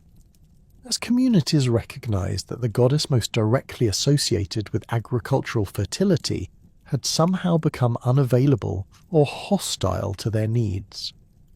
Temples dedicated to Demeter experienced sharp declines in worshipper attendance, as people concluded that their traditional patroness had abandoned them or was actively causing their suffering. Priests and priestesses who had devoted their lives to serving the agricultural goddess found themselves questioning fundamental assumptions about divine benevolence and the reliability of established religious practices. The threat to divine worship extended beyond simple reductions in temple attendance to encompass the complete breakdown of the reciprocal relationship between gods and mortals that formed the foundation of ancient religious systems. Divine beings had traditionally received regular offerings of food, wine, and other agricultural products in exchange for their protection and favour. When mortal communities no longer possessed these products to offer, the entire system of divine-mortal interaction faced potential collapse. Sacrificial practices that had maintained communication between divine and mortal realms for millennia became impossible to perform when the animals and agricultural products required for offerings were no longer available. Cattle that had been reserved for major religious festivals died from lack of fodder, while grain offerings that had accompanied daily prayers could not be provided when no grain existed to harvest. The cessation of regular sacrificial activity meant that gods were no longer receiving the worship and recognition that justified their continued involvement in mortal affairs. The developing crisis in divine worship created particular concern among the Olympian deities, who had grown accustomed to regular recognition and reverence from mortal populations. The gods depended on human worship not merely for emotional satisfaction, but as validation of their cosmic authority and evidence of their continued relevance to the functioning of the world. When this worship began declining due to circumstances that prevented mortals from performing their traditional religious obligations, the entire divine hierarchy faced questions about its fundamental purpose and effectiveness. Zeus initially attempted to address the crisis through conventional diplomatic approaches, dispatching various divine messengers to persuade Demeter to abandon her agricultural boycott and resume her normal responsibilities. The king of the gods recognized that the famine represented a direct challenge to Olympian authority that could not be allowed to continue without undermining the entire system of divine rule. His first attempts at reconciliation focused on appeals to family loyalty and cosmic responsibility that had previously proven effective in resolving divine disputes. Iris, the divine messenger whose rainbow bridge connected different realms, received the first assignment to locate Demeter and negotiate her return to agricultural duties. Zeus provided Iris with carefully crafted arguments emphasizing the importance of maintaining cosmic order and the suffering that Demeter's withdrawal was causing among innocent mortal populations. The message also included implied threats about the consequences of continued defiance of divine authority, though these were presented as concerns about cosmic stability rather than direct intimidation. Iris discovered Demeter still residing in the royal household at Eleusis, where she continued maintaining her disguise as the elderly nursemaid Doso, while secretly working to grant immortality to the infant Demophon. The Rainbow Messenger's divine nature allowed her to perceive through Demeter's mortal appearance and recognize the agricultural goddess despite her supernatural concealment. However, Iris was required to approach the situation with considerable diplomatic skill to avoid alerting the mortal household to the divine drama being played out in their midst. The confrontation between Iris and Demeter occurred in the palace gardens during the early morning hours when the disguised goddess was tending to plants that had somehow remained healthy despite the widespread agricultural devastation. Iris materialized in her characteristic display of prismatic light, her appearance serving as both identification and demonstration of the divine authority she represented. Her message from Zeus combined formal diplomatic language with personal appeals to Demeter's sense of cosmic responsibility. Demeter's response to Iris revealed the depth of her rage and determination to maintain her agricultural boycott until Persephone was returned to her. The goddess rejected Zeus's appeals to family loyalty by pointing out that her brother had violated these same principles when he had conspired to abduct her daughter without consultation or consent. She dismissed concerns about mortal suffering by arguing that the gods had never hesitated to cause human casualties when pursuing their own objectives, making appeals to humanitarian sentiment hypocritical and unconvincing. The agricultural goddess made clear that her withdrawal of divine favour was not a temporary emotional response, but a calculated strategy designed to force recognition of her fundamental importance to the cosmic order. She pointed out that the other Olympian deities had taken her contributions for granted, assuming that agricultural fertility would continue regardless of how they treated her personally or politically. The current crisis demonstrated that divine authority meant nothing without the practical foundation of food production that sustained both mortal and divine populations. Iris's failure to persuade Demeter prompted Zeus to dispatch additional messengers with increasingly generous offers designed to secure the agricultural goddess's cooperation. Hermes, whose role as divine herald made him particularly skilled in negotiation and persuasion, received instructions to offer Demeter various compensations for her grievances, while avoiding any commitment to return Persephone from the Underworld. These offers included enhanced worship privileges, expanded divine authority, and guarantees of future consultation on matters affecting her interests.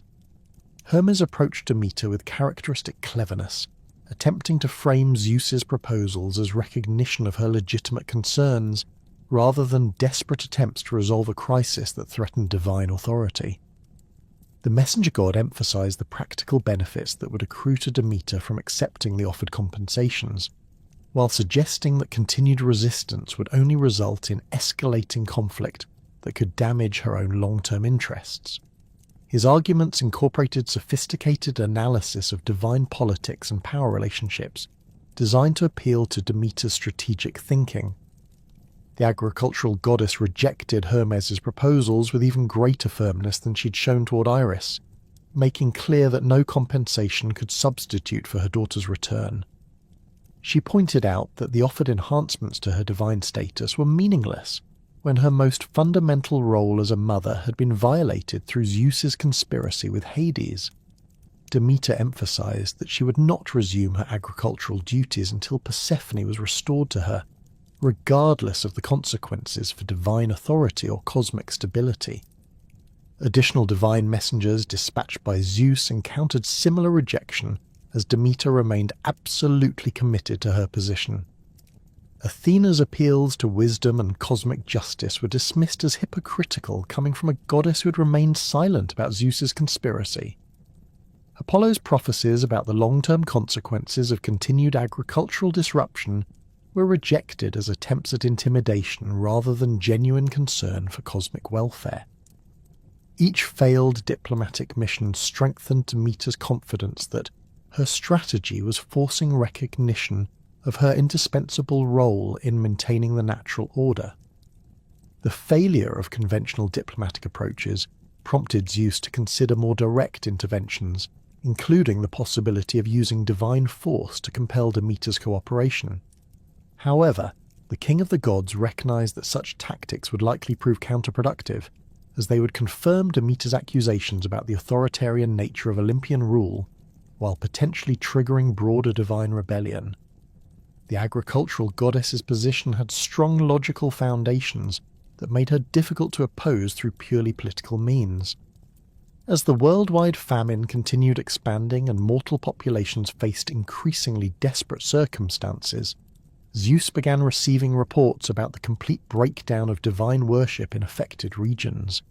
Temples stood empty as communities lacked offerings to present to the gods, while traditional religious festivals were cancelled due to the absence of agricultural products required for ceremonial activities. The cessation of regular worship meant that the divine hierarchy was losing the recognition and validation that justified its continued existence. The threat to divine authority created by the collapse of mortal worship forced Zeus to acknowledge that Demeter's agricultural boycott represented an existential challenge to the entire Olympian system. Without regular sacrifices and prayers from human populations, the gods would lose their primary source of validation and their justification for continued involvement in cosmic affairs. The crisis had evolved beyond a simple family dispute into a fundamental challenge to the principles governing divine mortal relationships. The king of the gods finally recognized that resolving the crisis would require addressing Demeter's primary demand, rather than attempting to negotiate around it through offers of compensation or appeals to abstract principles. The return of Persephone from the underworld represented the only solution that would satisfy the agricultural goddess and restore the divine-mortal relationship that sustained both populations. However, implementing this solution required confronting Hades and potentially reversing the marriage arrangement that had been concluded with such secrecy and determination. Zeus's decision to force Hades to release Persephone marked a crucial turning point in the crisis, as it represented acknowledgement that maintaining cosmic stability took precedence over the political considerations that had originally motivated the abduction. The king of the gods dispatched Hermes to the underworld with explicit instructions to negotiate Persephone's return, armed with divine authority that made compliance mandatory rather than optional. This intervention represented the first time that Zeus had directly contradicted his earlier conspiracy with Hades, marking a fundamental shift in divine priorities. The decision to intervene in the underworld required careful consideration of the complex legal and political issues surrounding Persephone's status as Hades' wife. The marriage had been concluded according to proper divine procedures, with Zeus's consent serving as the required paternal authorization for the union. Simply annulling this arrangement would create precedents that could undermine the entire system of divine marriage law and family authority. However, the alternative of allowing the agricultural crisis to continue threatened even more severe consequences for cosmic stability. Zeus's recognition that only Persephone's return could resolve the escalating cosmic crisis led to his most difficult diplomatic mission since the conclusion of the Titanomachy. The king of the gods understood that approaching Hades would require extraordinary delicacy, as he would essentially be requesting his brother to surrender the prize that had been promised to him through their original conspiracy. The underworld ruler had acted in good faith based on Zeus's explicit authorization, making the current reversal appear as betrayal rather than necessary policy adjustment. The selection of Hermes as the divine messenger for this crucial negotiation reflected both his established role as herald of the gods and his unique qualifications for navigating the complex political and supernatural challenges involved in underworld diplomacy. Unlike other Olympian deities who rarely ventured into Hades' domain, Hermes regularly travelled between all realms of existence in his capacity as guide for souls transitioning from life to death. His familiarity with underworld geography, customs, and political dynamics made him the logical choice for a mission that required both diplomatic skill and practical knowledge of chthonic protocols. Zeus provided Hermes with carefully crafted instructions that balanced acknowledgement of Hades' legitimate grievances with the practical necessity of securing Persephone's release. The message emphasized the unprecedented nature of the crisis threatening divine authority throughout the cosmos, presenting Demeter's agricultural boycott as an existential threat that transcended normal considerations of family politics or marriage law. The king of the gods framed his request not as arbitrary interference in underworld affairs, but as emergency intervention required to prevent the complete collapse of the divine-mortal relationship. The diplomatic approach Zeus outlined for Hermes incorporated several face-saving elements designed to minimize Hades' sense of betrayal while securing the desired outcome. Rather than demanding immediate and unconditional release of Persephone, the message proposed a negotiated settlement that would acknowledge Hades' rights as her husband while addressing Demeter's demands for her daughter's return. This approach suggested the possibility of compromise arrangements that might satisfy all parties involved without requiring complete capitulation from any single participant. Hermes began his journey to the underworld from the peak of Mount Olympus, where the divine messenger donned his characteristic equipment for traversing the boundaries between different realms of existence. His golden sandals, crafted by the divine smith Hephaestus, possessed supernatural properties that allowed flight through any medium and instantaneous travel across vast distances. The wing design of these sandals was not merely decorative but functional, as the feathers possessed independent animation that responded to the wearer's will and navigational requirements. The caduceus that Hermes carried served multiple functions beyond its role as a symbol of his divine office. The staff's twin serpents, intertwined around a central rod and crowned with wings, represented the balanced forces of life and death that the messenger god regularly encountered in his duties. The serpents possessed limited independent consciousness and could provide warnings about supernatural dangers or hostile intentions from beings encountered during diplomatic missions. The wings at the staff's apex could expand to provide additional flight capability when the sandal's power proved insufficient for particularly challenging journeys. Hermes' traveller's cloak, woven from fabric that existed simultaneously in multiple dimensions, provided protection against the various supernatural hazards associated with interrealm travel. The garment could become completely transparent to allow undetected movement through hostile territory, or it could manifest as impenetrable armour capable of deflecting attacks from divine weapons. The cloak's most important property involved its ability to maintain the wearer's essential nature regardless of environmental conditions, preventing the dimensional distortions that could occur when divine beings spent extended periods in realms other than their native domains.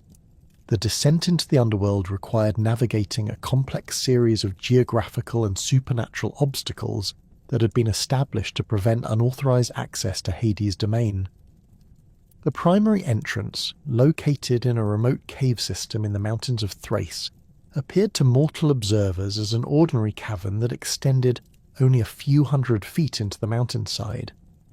However, divine perception revealed the cave's true nature as a dimensional gateway that connected the surface world to the vast subterranean realm where the dead resided under Hades' rule.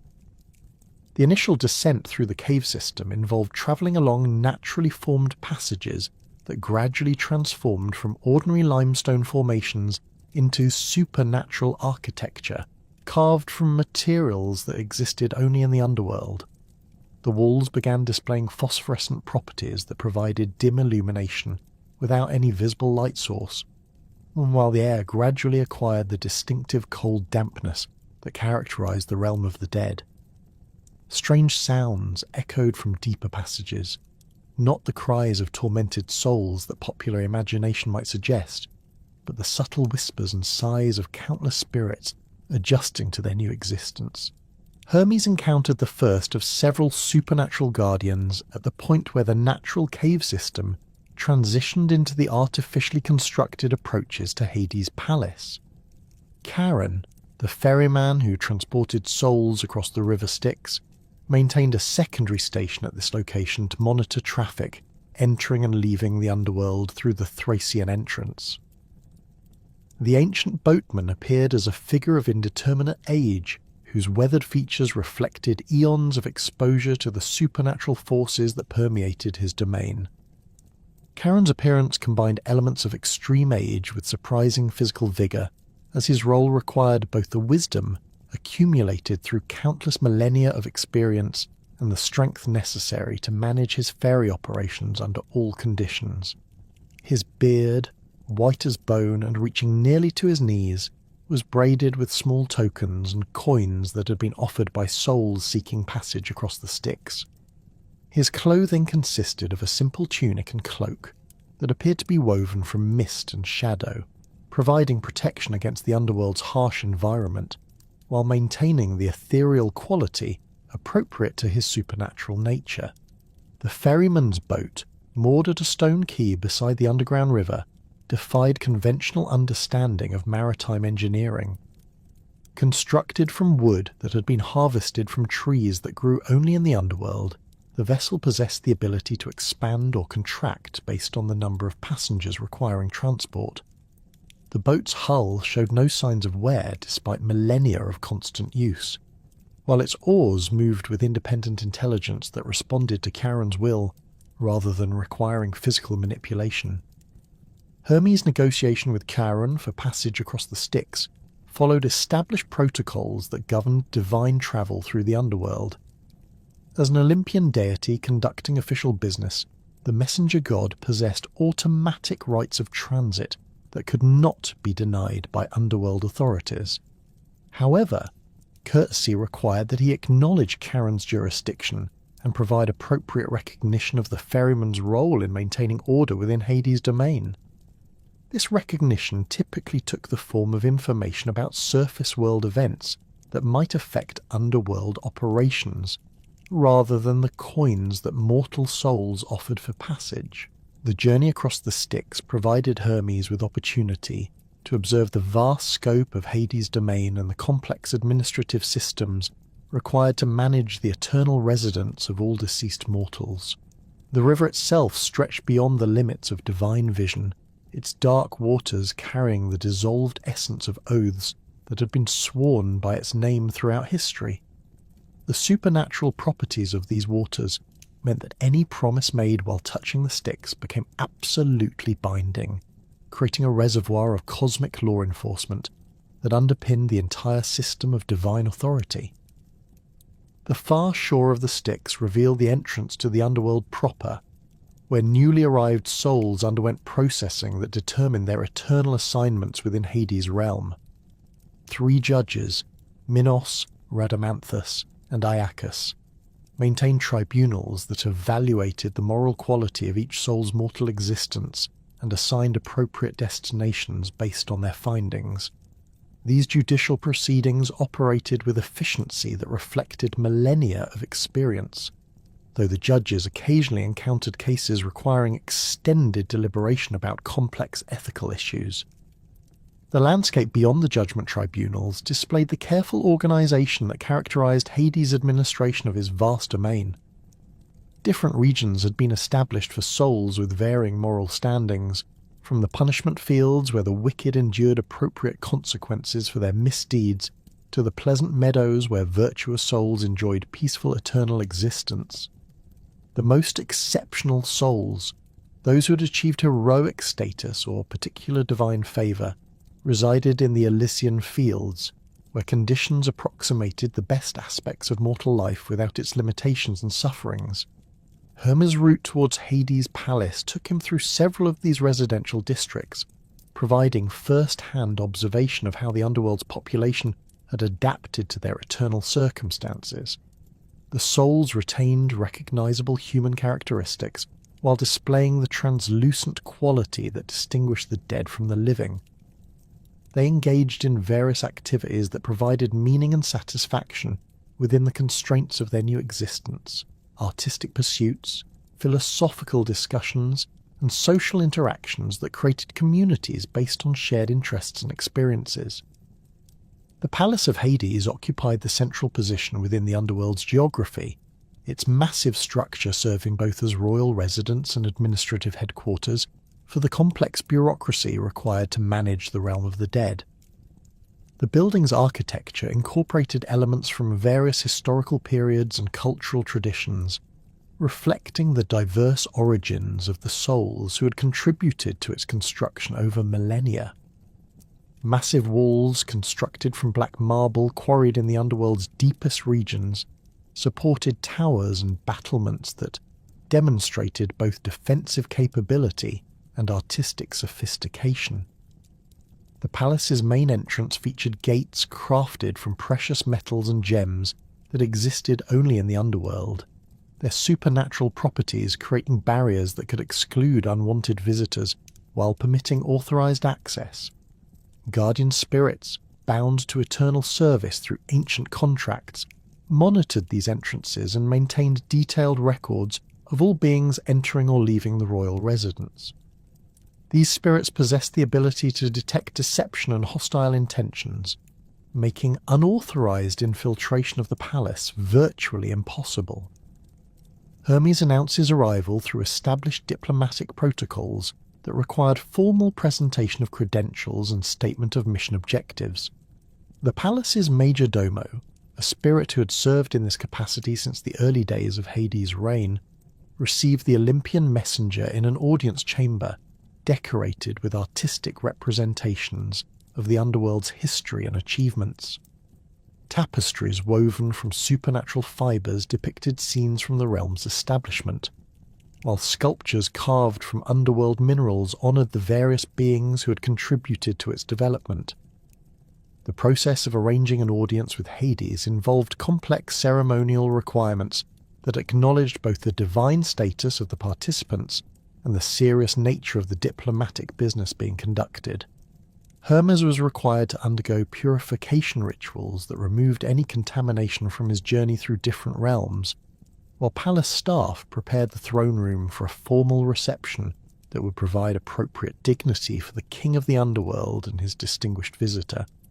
Hades received Hermes in the underworld's primary throne room, a vast chamber whose dimensions seemed to shift based on the observer's perspective and the ceremonial requirements of different occasions.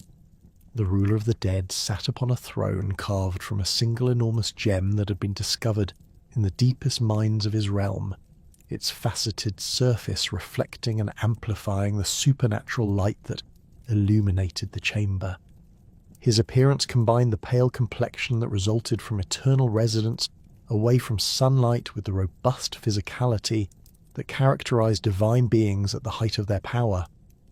The Underworld King's clothing reflected both his royal status and his connection to the realm of the dead. Robes woven from fabric that appeared to absorb light created an aura of darkness that moved with him, while a crown crafted from precious metals and gems found only in his domain demonstrated the wealth and resources under his control. His sceptre, topped with symbols representing his authority over the dead, served both ceremonial and practical functions in his administration of underworld affairs. Persephone's presence beside Hades' throne provided the first confirmation that Zeus's information about her location and circumstances had been accurate. The young goddess appeared fundamentally changed from the innocent maiden who'd been gathering flowers in the divine meadow only months earlier. Her clothing now incorporated the dark colours and rich materials appropriate to her status as Queen of the Underworld, while her demeanour displayed the gravity and authority that came with royal responsibility. However, her expression revealed underlying sadness that suggested her adaptation to underworld life remained incomplete. The physical changes in Persephone reflected both her new royal status and the supernatural effects of extended residence in the realm of the dead. Her skin had acquired the pale luminosity that characterized beings who lived away from natural sunlight, while her eyes had developed the depth and mystery associated with knowledge of mortality and the afterlife. Her hair, previously golden like her mother's, had darkened to the deep brown colour of fertile earth, symbolically representing her transition from maiden goddess of spring to mature queen of the underworld. Hermes presented Zeus's message with the diplomatic skill that had made him successful in countless previous negotiations involving complex political and personal issues. He emphasized the unprecedented nature of the crisis threatening the entire cosmic order, describing the worldwide famine and the complete breakdown of divine worship that had resulted from Demeter's agricultural boycott. The messenger god carefully framed the request for Persephone's release as necessary emergency action, rather than arbitrary interference in Hades' legitimate marital rights. The diplomatic presentation included detailed analysis of the practical consequences that would result from continued agricultural disruption. Hermes explained that the cessation of mortal food production was creating cascading effects throughout the divine hierarchy, as gods dependent on human worship and sacrifice found their traditional sources of validation and sustenance disappearing. The breakdown of established religious practices threatened to undermine the entire system of divine authority that had maintained cosmic stability since the conclusion of the Titanomachy. Hades' response to Zeus's message revealed the complex emotions and political calculations that influenced his position on the crisis. The Underworld king acknowledged the severity of the situation while expressing legitimate grievances about the way his marriage to Persephone was being treated as a political convenience rather than a binding divine union. He pointed out that the marriage had been concluded with Zeus's explicit authorization and according to proper procedures, making subsequent attempts to reverse it appear arbitrary and potentially precedent-setting for future divine marriages. The ruler of the dead also emphasized the positive aspects of Persephone's integration into underworld society and her growing effectiveness as queen of his realm. He described her natural aptitude for the administrative and judicial responsibilities that came with royal authority, as well as her compassionate approach to managing the needs of souls under their joint rule. Hades argued that returning her to the upper world would not only violate established marriage law, but would also deprive the underworld of leadership that had already begun improving conditions for its vast population. However, Hades ultimately demonstrated the political wisdom that had enabled him to maintain stable rule over his challenging domain for millennia. He recognized that the cosmic crisis created by Demeter's agricultural boycott posed threats to the entire divine hierarchy that transcended his personal interests in retaining his wife. The complete breakdown of divine worship threatened to undermine the legitimacy and authority of all gods, including his own position as ruler of the underworld. Maintaining cosmic stability required compromise arrangements that addressed all parties' fundamental concerns. The Underworld King's apparent agreement to release Persephone represented a carefully calculated political decision that balanced immediate diplomatic necessities with long-term strategic objectives. Hades understood that demonstrating flexibility and cooperation in resolving the current crisis would strengthen his position within the divine hierarchy, while potentially creating obligations that other gods would need to honor in future disputes. His willingness to compromise also reflected genuine concern for Persephone's welfare and recognition that her happiness required some accommodation of her relationship with her mother. However, Hades' compliance with Zeus's request incorporated a subtle deception that would ensure Persephone's eventual return to the underworld, regardless of any agreements reached with Demeter. The ruler of the dead possessed comprehensive knowledge of the supernatural laws governing transitions between different realms of existence, including the binding effects of consuming food native to specific domains. These laws, established during the earliest periods of cosmic organization, created permanent connections between beings and the realms where they had accepted sustenance. The pomegranate that Hades offered to Persephone before her departure appeared as a simple gesture of farewell, a final gift from husband to wife before their temporary separation. The fruit's deep red colour and abundant seeds made it an appropriate symbol of fertility and abundance, qualities that connected it to both Persephone's original nature as a spring goddess and her new role as queen of the underworld. The pomegranate's association with the cycle of death and rebirth also made it symbolically appropriate for someone transitioning between the realms of the living and the dead. Persephone's consumption of the pomegranate seeds occurred without full understanding of their supernatural significance, though her divine nature should have provided some awareness of the binding effects of underworld food. Her decision to eat the seeds may have reflected unconscious desire to maintain some connection to the realm where she had discovered previously unknown aspects of her own divine nature and capabilities. Alternatively, her consumption of the fruit might have resulted from supernatural compulsion that Hades exercised through his authority as ruler of the underworld. The binding effects of the pomegranate seeds operated according to ancient laws that governed the relationship between sustenance and realm allegiance. Each seed consumed created a permanent connection between Persephone and the underworld that could not be severed through conventional means.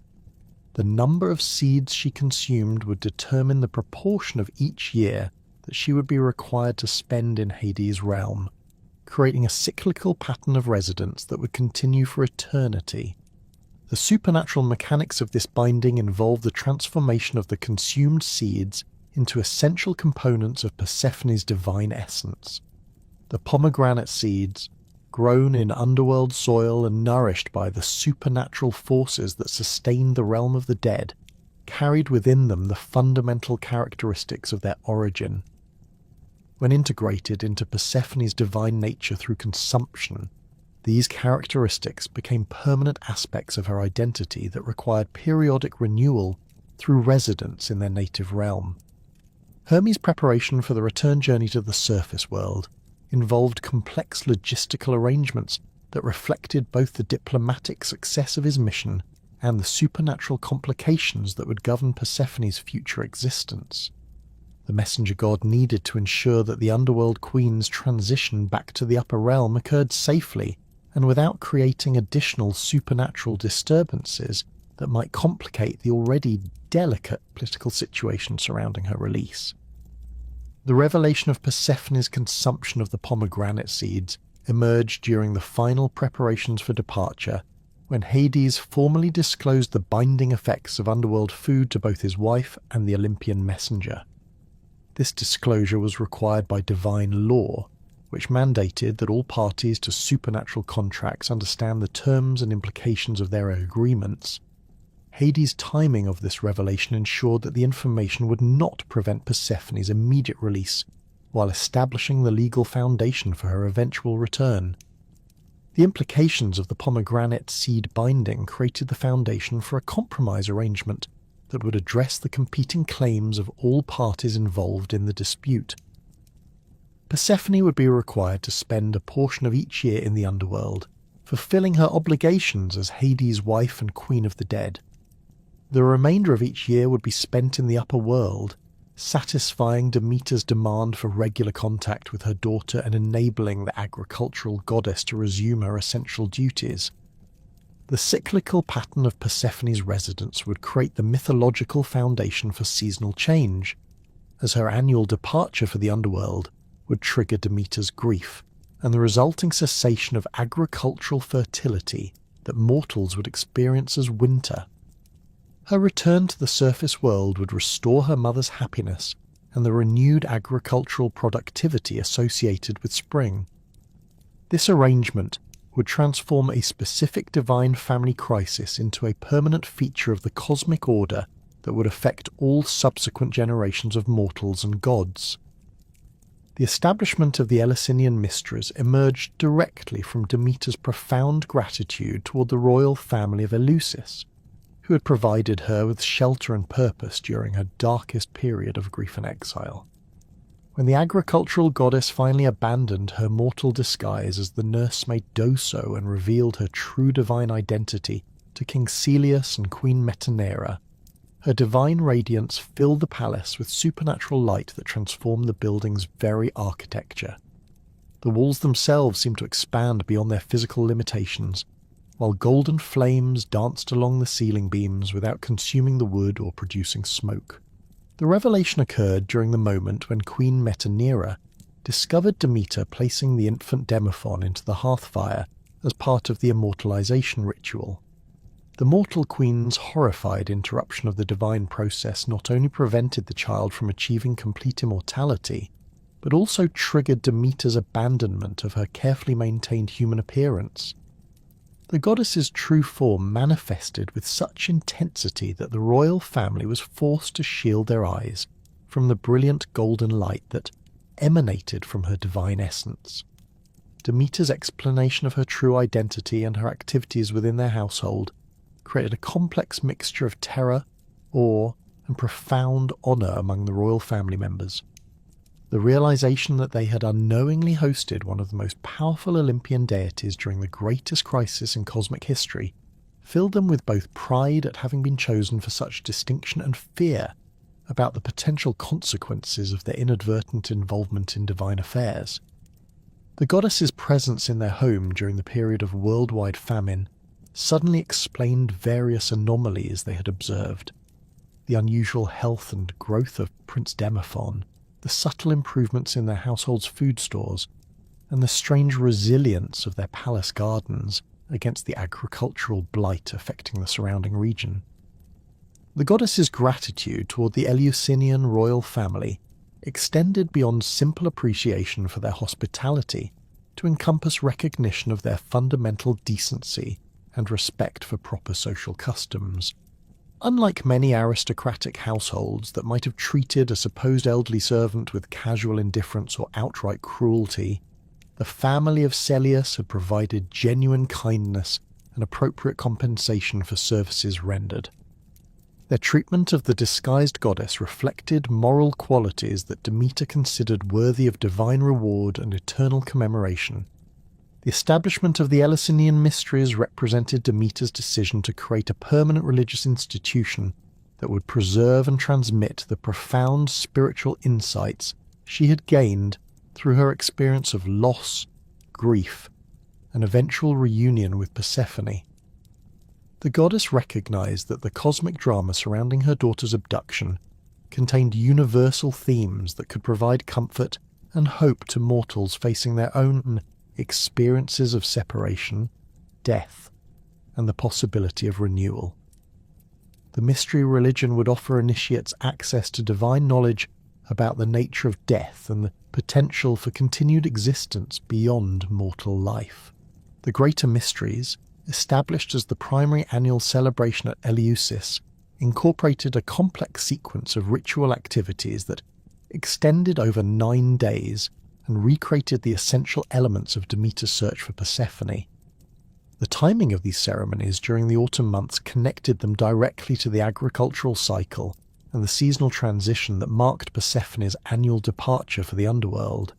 Initiates who participated in the Greater Mysteries underwent a transformative spiritual experience that provided them with direct insight into the divine truths governing death, rebirth, and the continuity of existence beyond physical mortality.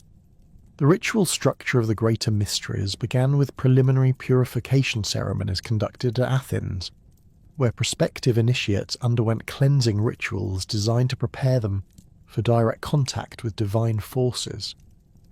These purification rites involved bathing in the sea at Phaleron, where the salt water was believed to possess supernatural properties that could remove spiritual contamination and negative influences that might interfere with the sacred experiences to come.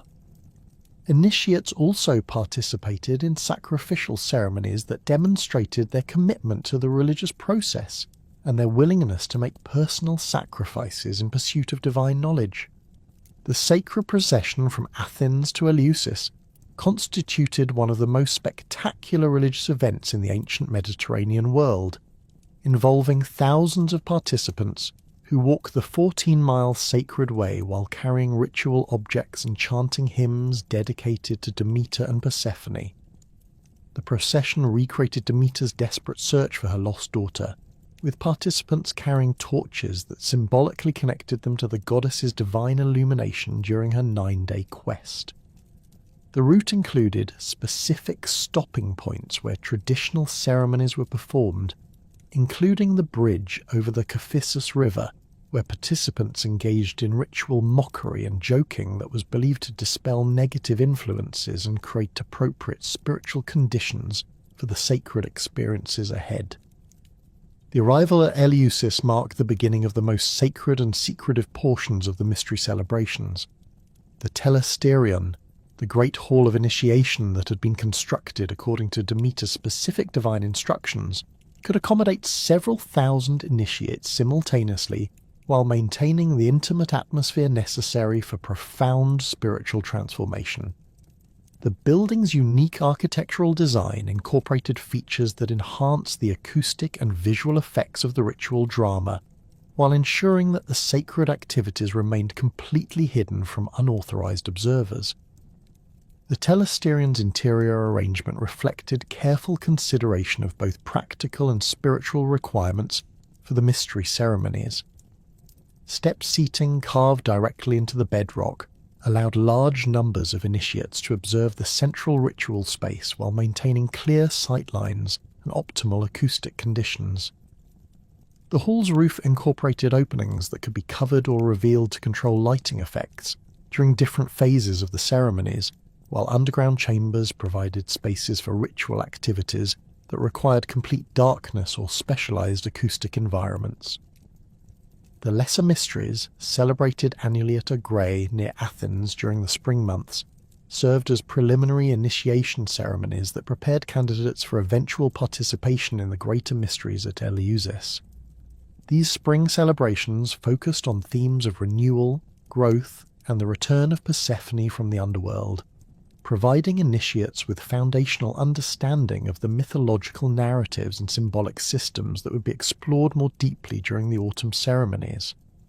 The Lesser Mysteries also served practical functions in screening potential initiates and ensuring that only properly prepared candidates would be admitted to the more profound revelations of the greater mysteries. The ritual content of the Lesser Mysteries incorporated dramatic reenactments of Persephone's return from the underworld, with specially trained performers portraying the key figures in the divine drama. These performances were not mere theatrical entertainment, but sacred ceremonies that allowed initiates to experience directly the emotional and spiritual dimensions of the mythological events. Participants underwent ritual purification, symbolic death and rebirth experiences, and preliminary instruction in the sacred knowledge that would be revealed more fully during the greater mysteries. The Hierophant, whose title meant revealer of sacred things, served as the primary religious official responsible for conducting the most secret and sacred portions of the Eleusinian ceremonies. This position was hereditary within the Eumolpidae family, whose members claimed direct descent from Eumolpus, the legendary founder of the Eleusinian cult, who had received the original mysteries directly from Demeter herself. The Hierophant underwent extensive training and purification procedures that prepared him to serve as the primary intermediary between the divine realm and mortal initiates seeking sacred knowledge. The Hierophant's role during the mystery ceremonies involved revealing the sacred objects, performing the ritual dramas, and speaking the sacred words that constituted the core of the Eleusinian revelation.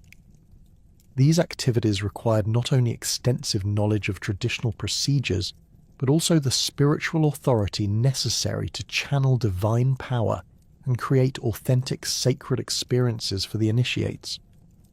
The Hierophant's voice, specially trained through years of practice, could fill the entire telesterion while maintaining the reverent tone appropriate to the sacred context. The Deduchos, or torchbearer, served as the second-ranking official in the Eleusinian hierarchy and was responsible for managing the complex lighting effects that were central to the mystery ceremonies. This position was hereditary within the Kerykes family, whose members had served the Eleusinian cult since its earliest establishment. The Deduchos carried a special torch that burned with supernatural fire, similar to that which Demeter had wielded during her search for Persephone, providing both practical illumination and symbolic connection to the divine drama being reenacted. The torchbearer's responsibilities extended beyond simple lighting management to encompass the creation of specific visual effects that enhanced the spiritual impact of the ritual performances.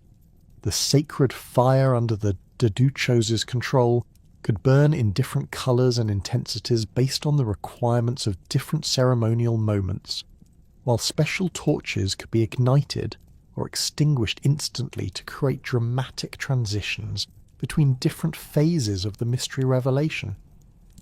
The supernatural properties of these flames were believed to result from direct divine blessing that had been conferred upon the original torchbearers by Demeter herself. The Hierophantess, the female counterpart to the Hierophant, represented Demeter during the ritual reenactments and served as the primary channel for the goddess's presence during the sacred ceremonies. This position required not only extensive religious training, but also the physical and spiritual qualities necessary to embody divine feminine power during the mystery celebrations. The Hierophantess underwent special purification procedures that prepared her to serve as a vessel for Demeter's divine essence, allowing the goddess to communicate directly with mortal initiates through her human representative. Additional sacred officials included the Kerykes, or herald, who managed communications between different groups of initiates and ensured that ceremonial procedures followed proper sequences and timing. The altar priest supervised the sacrificial ceremonies that preceded and followed the mystery revelations, while various assistants and attendants managed the practical logistics of accommodating thousands of initiates during the major celebrations. Each of these positions carried specific hereditary privileges and responsibilities that had been established during the original foundation of the mysteries and maintained through careful family traditions across generations. The sacred drama that formed the centerpiece of the greater mysteries recreated the essential events of Persephone's abduction and returned through carefully choreographed performances that combined theatrical elements with genuine religious ritual.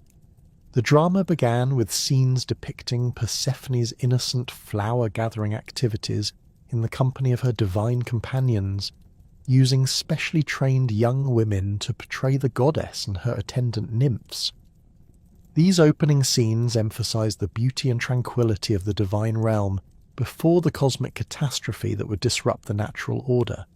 The abduction sequence involved dramatic staging effects that recreated the supernatural opening of the earth and Hades' emergence with his dark chariot. Underground chambers beneath the telesterion allowed performers portraying the underworld king to appear suddenly in the central ritual space, while mechanical devices created earthquake-like tremors and the sound of splitting rock. The actress portraying Persephone demonstrated the terror and desperation of the abducted maiden through carefully rehearsed movements and vocalizations that conveyed the emotional impact of violent separation from everything familiar and beloved. The search sequences that followed recreated Demeter's 9-day quest for her missing daughter, with the Hierophantist carrying torches through the darkened telesterion while calling out in grief and desperation. These scenes allowed initiates to experience directly the goddess's emotional journey from initial concern through growing anxiety to complete despair and rage. The dramatic presentation emphasized the universal nature of parental love and the devastating impact of losing those closest to our hearts, creating emotional connections between the divine drama and the personal experiences of mortal participants. The revelation of Persephone's fate and location provided the dramatic climax of the mystery performance, as Helios appeared to inform Demeter about Zeus's conspiracy with Hades. This scene involved complex staging that created the impression of the sun god's divine radiance, while maintaining the controlled lighting conditions necessary for the subsequent ritual activities. The disclosure of divine betrayal and the decision to withdraw agricultural fertility created dramatic tension that reflected the cosmic crisis that had threatened the survival of both mortal and divine populations. The reunion sequence that concluded the sacred drama depicted Persephone's return from the underworld and her joyful reunion with Demeter. However, the revelation of the pomegranate seed binding introduced the element of cyclical separation that would govern their future relationship and create the seasonal patterns that affected all mortal life. This resolution provided initiates with hope for their own eventual reunions with deceased loved ones, while acknowledging the reality of periodic separation and loss that characterized mortal existence. The profound secrecy that surrounded the Eleusinian mysteries reflected both the sacred nature of the revealed knowledge and the practical necessity of maintaining exclusive control over religious experiences that provided initiates with direct access to divine truth. The mysteries promised revelation of fundamental secrets about the nature of death, the possibility of continued existence beyond mortality, and the divine forces that governed the cycles of destruction and renewal that affected all life. This knowledge was considered too powerful and potentially dangerous to be shared indiscriminately with unprepared individuals. The oath of secrecy administered to all initiates before their participation in the sacred ceremonies created binding obligations that extended throughout their lifetimes and beyond. The oath was sworn by the most powerful divine forces, including the Styx River, whose waters made all promises absolutely unbreakable. Violation of the secrecy oath would result not only in immediate divine punishment, but also in the loss of all spiritual benefits that had been gained through participation in the mysteries. The binding nature of this oath meant that even casual discussion of the sacred revelations could result in cosmic consequences that affected the violator's eternal spiritual welfare. The penalties for revealing the sacred knowledge of the Eleusinian mysteries included both immediate punishment by human authorities and long-term spiritual consequences that extended beyond mortal life. The Athenian state, which had assumed political control over Eleusis and its religious institutions, imposed severe legal penalties including exile, confiscation of property, and in extreme cases execution for those who violated the mystery oath. These human punishments were considered minor compared to the divine retribution that would inevitably follow unauthorized disclosure of sacred knowledge. The spiritual penalties for violating the mystery oath involved permanent exclusion from the blessed afterlife that was promised to faithful initiates. Those who broke their sacred vows would be condemned to wander eternally in the darker regions of the underworld, cut off from the divine light and comfort that provided meaning and purpose to post-mortal existence. The severity of these consequences reflected the fundamental importance of the revealed knowledge and the necessity of maintaining its exclusive character to preserve its transformative power. The complex tapestry of Demeter's mythological narratives extends far beyond her most famous role in the Persephone cycle, encompassing a diverse array of stories that reveal different aspects of her divine nature and her relationships with other supernatural beings. These additional myths demonstrate the goddess's multifaceted character, showing her not only as the grieving mother and agricultural provider, but also as a figure capable of both passionate love and terrible vengeance, whose divine power could create life or bring devastating destruction based on how mortals and immortals treated her sacred authority. Among the most disturbing yet significant of these lesser-known narratives is the account of Demeter's encounter with Poseidon, her brother and ruler of the seas, which resulted in one of the most violent episodes in her mythological history. This story begins during the period immediately following Persephone's abduction, when Demeter was wandering the earth in her desperate search for her missing daughter. Poseidon, observing his sister's distress, and perhaps seeking to take advantage of her emotional vulnerability, began pursuing her with increasingly aggressive romantic intentions that she repeatedly rejected.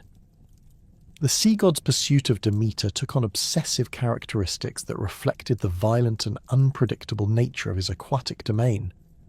Unlike the calculated political maneuvering that had characterized Zeus's conspiracy with Hades, Poseidon's approach involved direct confrontation and the application of divine force to overcome Demeter's resistance. His advances escalated from unwelcome courtship to active harassment as he used his control over water sources to interfere with her travels and force encounters that she clearly wished to avoid. Recognizing that conventional evasion would not deter her brother's unwanted attention, Demeter employed her shape-shifting abilities to transform herself into a mare, hoping to escape by blending in with the wild horse herds that roam the plains of Arcadia. This transformation represented more than simple disguise, as it involved fundamental alteration of her divine essence to assume completely equine characteristics while retaining her essential consciousness and supernatural powers. The goddess's choice of horse form reflected both practical considerations about mobility and concealment, and symbolic connections between horses and the agricultural cycles she governed. However, Poseidon's divine nature allowed him to perceive through Demeter's transformation and recognize her true identity despite her altered appearance. Rather than abandoning his pursuit when faced with clear evidence of her desire to avoid him, the sea god chose to escalate his aggression by assuming the form of a stallion and continuing his harassment in equine shape. This transformation enabled him to approach Demeter without immediately revealing his identity, while his superior physical strength in horse form gave him advantages that he intended to exploit, despite her obvious unwillingness. The violent encounter that followed represented one of the most traumatic episodes in Demeter's mythological history, as Poseidon used his divine power and physical strength to overcome her resistance and force himself upon her against her will. The assault occurred in a remote valley in Arcadia, where Demeter had sought refuge among the wild horse herds, believing that the isolation and her disguise would provide protection from her brother's unwanted advances. The location's remoteness meant that no witnesses observed the attack, leaving Demeter to endure the trauma without immediate support or intervention from other divine beings.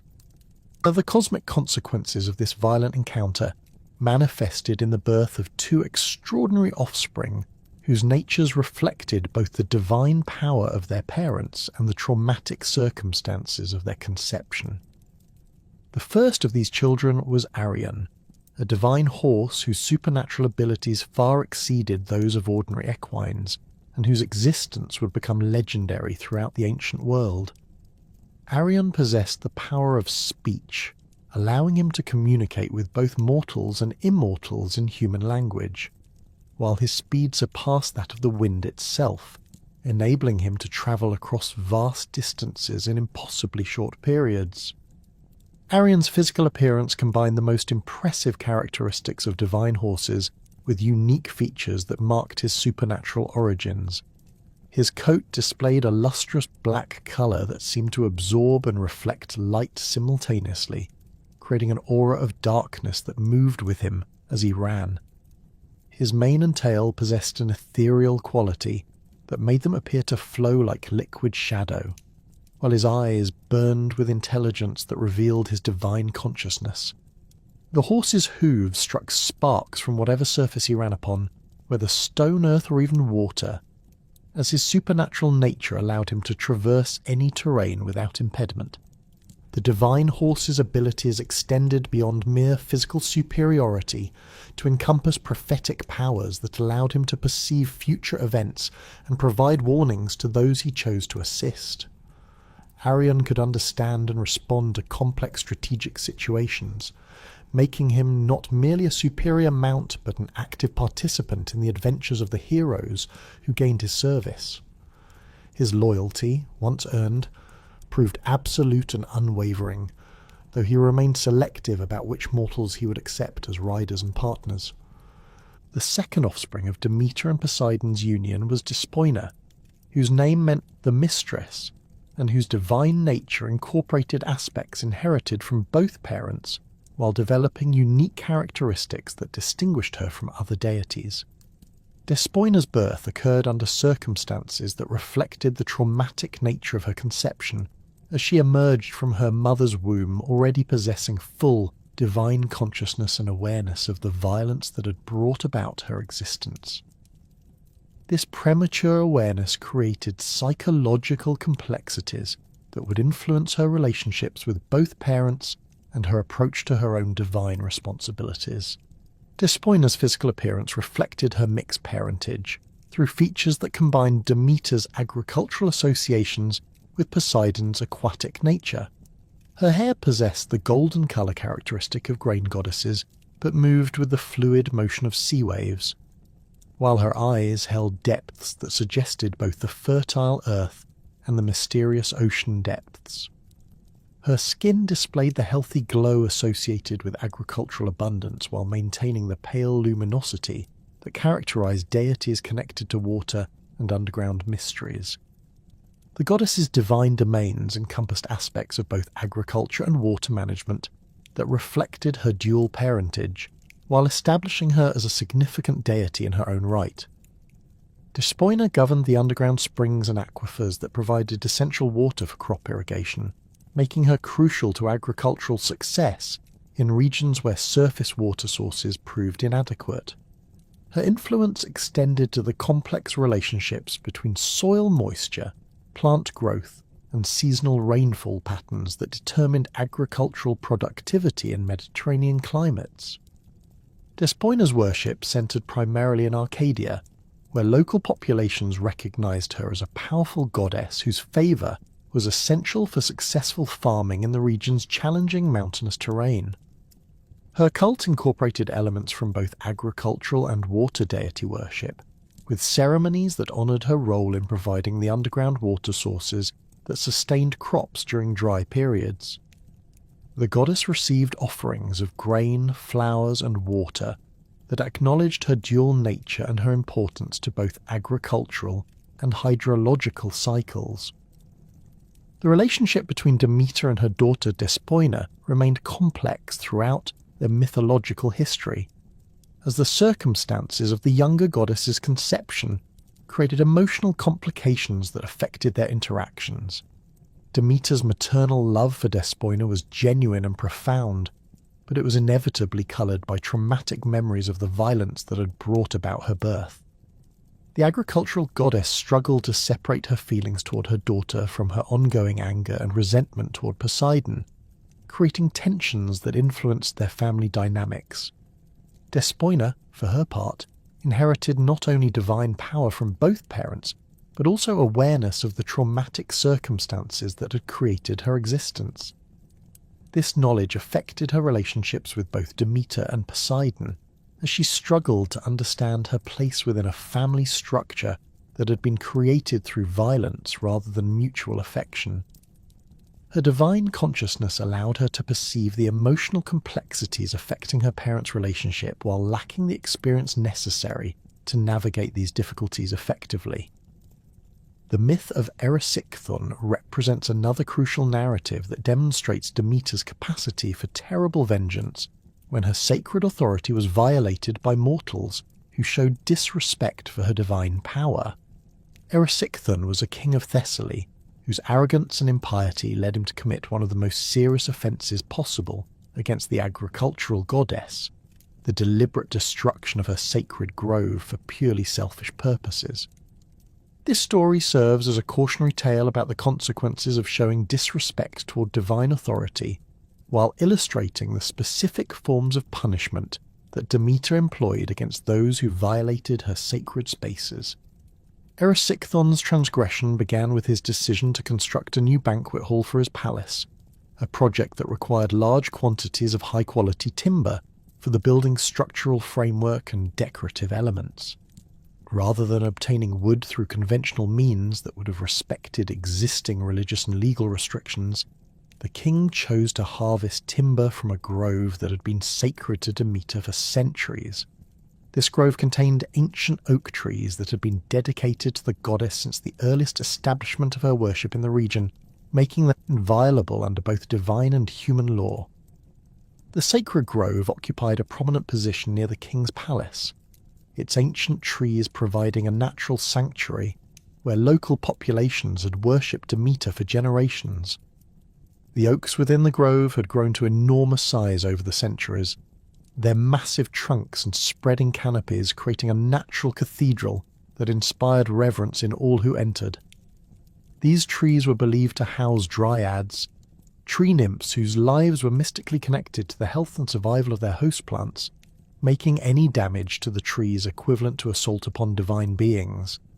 The grove's sacred status was clearly marked through various indicators that should have warned any observer about the religious significance of the location. Votive offerings hung from the tree branches, including ribbons, small sculptures, and metal plaques inscribed with prayers and thanks to Demeter for agricultural blessings.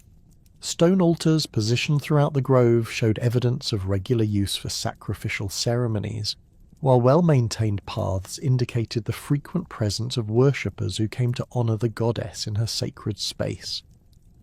Despite these obvious signs of the grove's religious importance, Erysichthon ordered his servants to begin cutting down the ancient oaks to provide timber for his construction project.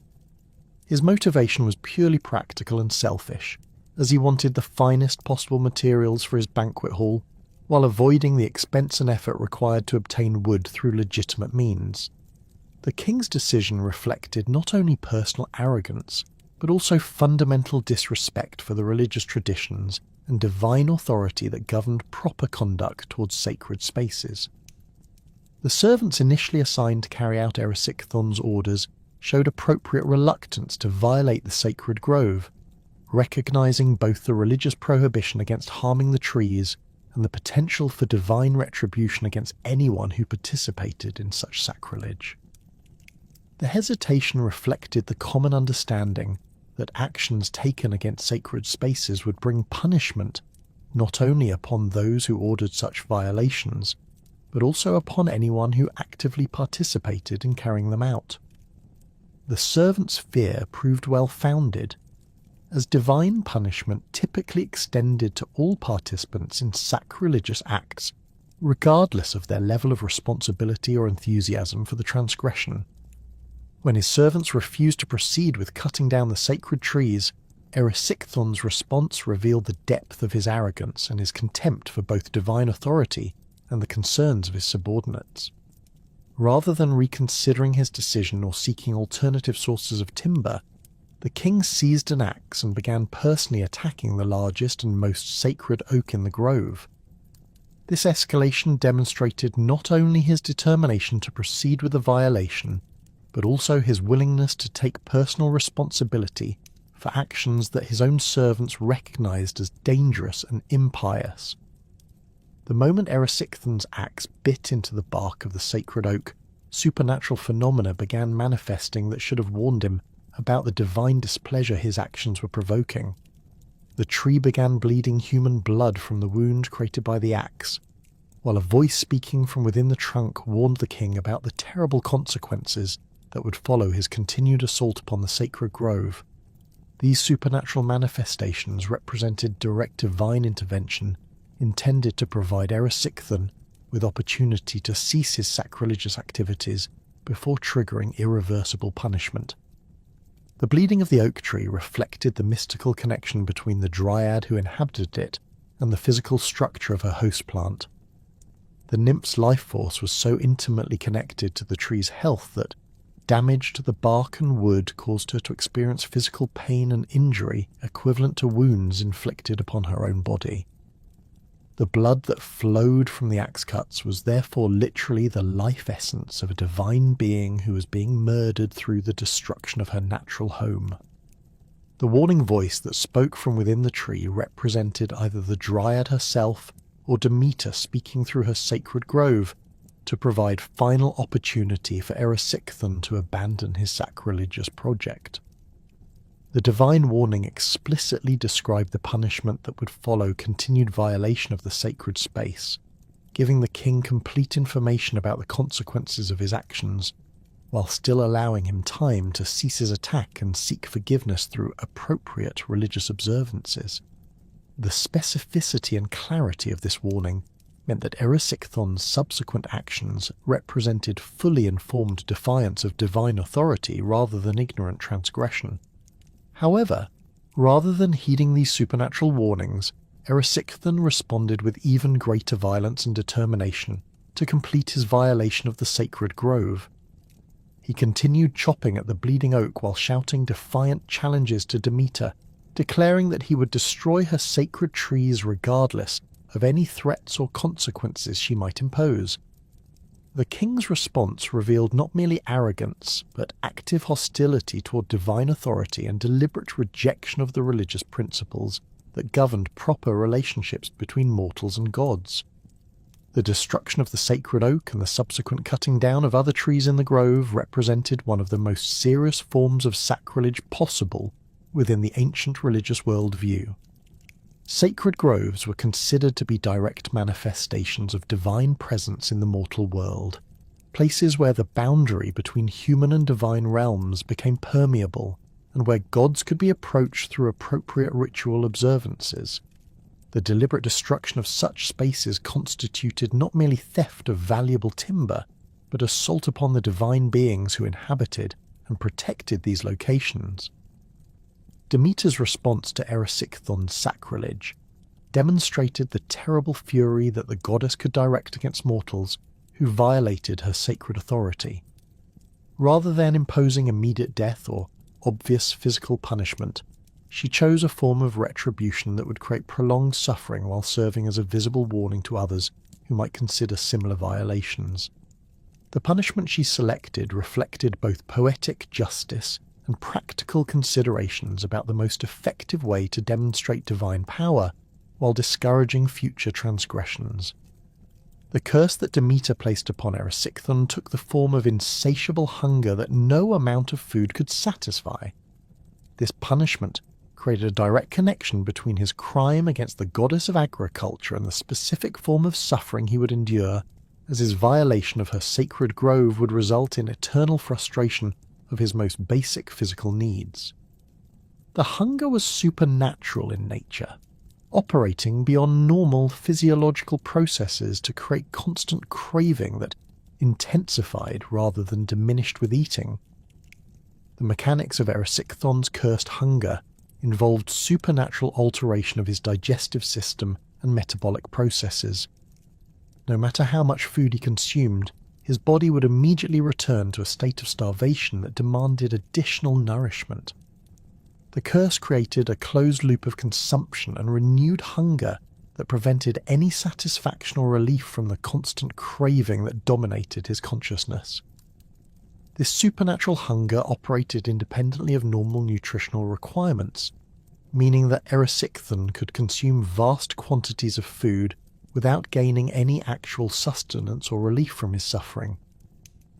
The progression of Erysichthon's curse followed a pattern of escalating desperation as he exhausted increasingly valuable resources in futile attempts to satisfy his supernatural hunger. Initially, he consumed the contents of his royal treasury's food stores, eating through supplies that had been intended to last for months or years. When these proved inadequate, he began purchasing additional food from neighbouring regions, spending enormous sums on delicacies and exotic provisions that provided no more satisfaction than ordinary bread or meat. As Erysichthon's financial resources became depleted through his desperate attempts to satisfy his cursed hunger, he was forced to sell his possessions to continue purchasing food. His royal treasures, accumulated over years of successful rule, disappeared rapidly as he converted precious metals, gems, and artwork into currency that could be used to buy provisions.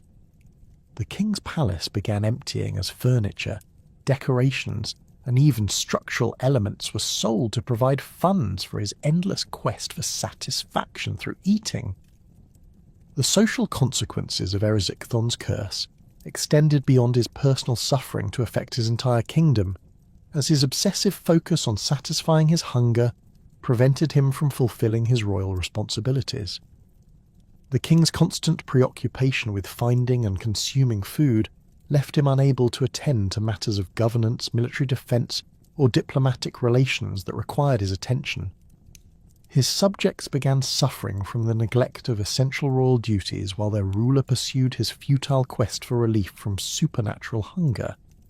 Eventually, Erysichthon's desperate hunger drove him to the ultimate horror of consuming his own daughter Mestra, whom he had sold into slavery to obtain money for food, but who had escaped through her own shape-shifting abilities inherited from divine ancestry.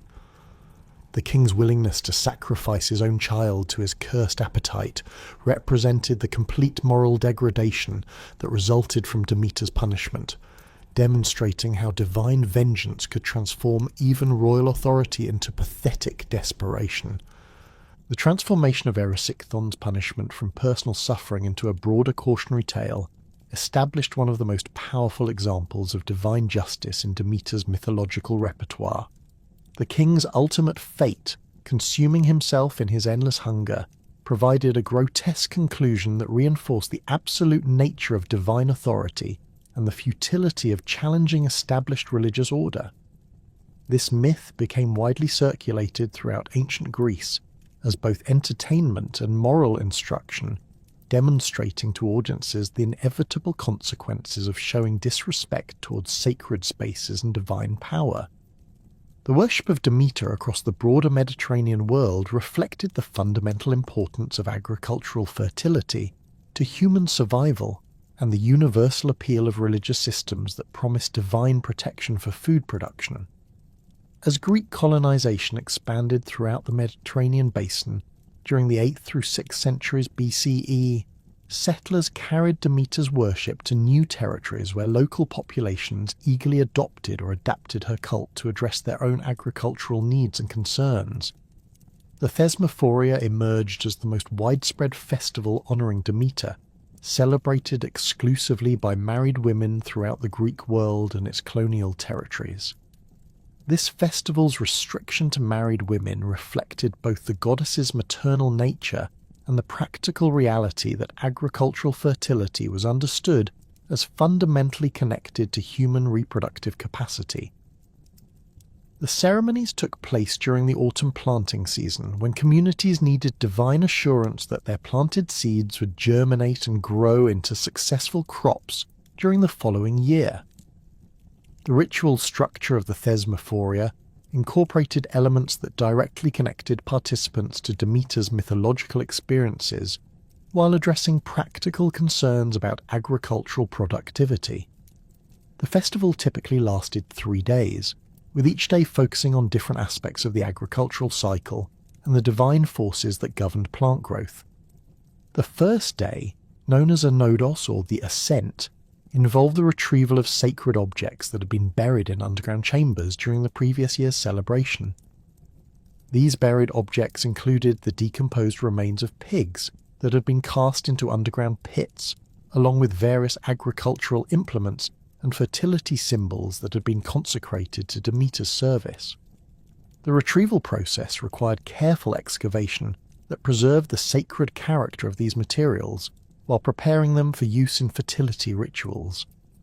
The decomposed pig remains were mixed with seeds before planting, creating a direct physical connection between the sacrificial offerings and agricultural productivity.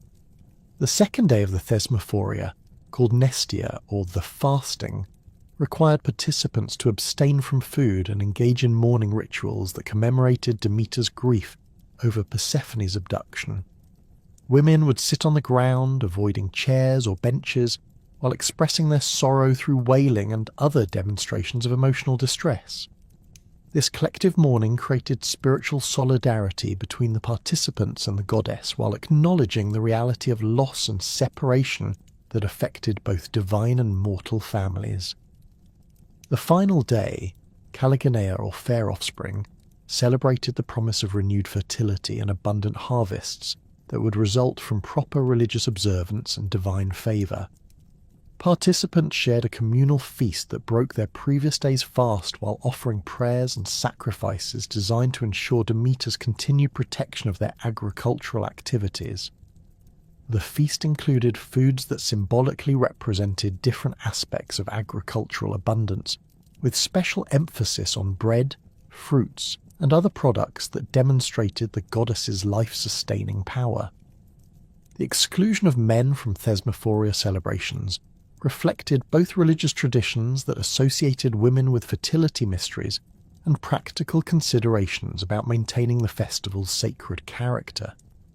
Women's participation in agricultural work, particularly activities related to seed preparation and food processing, created natural connections between feminine roles and the divine forces that governed plant growth. The festival provided married women with opportunities for religious leadership and community organisation that complemented their domestic responsibilities while acknowledging their crucial contributions to family and community welfare. Regional variations in Thesmophoria observances reflected local agricultural conditions and cultural traditions, while maintaining the festival's essential focus on fertility and divine protection. In Sicily, where volcanic soil created particularly favourable growing conditions, the celebrations incorporated elements that honoured the island's unique geological characteristics and their connection to underworld forces. Sicilian Thesmophoria ceremonies often included references to Mount Etna and other volcanic features that were understood as manifestations of chthonic power related to Demeter's connection to underground mysteries.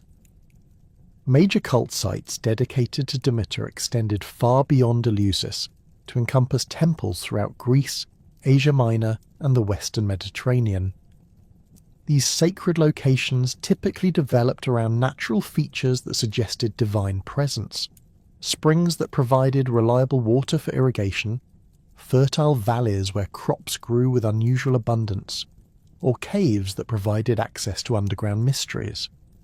Each site developed its own traditions and ceremonial practices while maintaining connections to the broader network of Demeter worship that linked Greek communities across vast distances. The Temple of Demeter at Knidos in Asia Minor became renowned for its magnificent architecture and the exceptional quality of its religious ceremonies. The sanctuary occupied a prominent position overlooking the harbour, where arriving ships could observe the temple's impressive columns and decorative sculptures that proclaimed the community's devotion to agricultural prosperity. The Cnidian temple maintained extensive agricultural lands that demonstrated the practical benefits of divine favour, while providing resources for elaborate festivals that attracted visitors from throughout the eastern Mediterranean. Sicilian temples dedicated to Demeter and Persephone reflected the island's central role in Mediterranean grain production and its mythological connection to Persephone's abduction. The sanctuary at Enna, traditionally identified as the location where Hades had seized the maiden goddess, became one of the most important pilgrimage destinations for devotees seeking to experience direct connection to the original divine drama.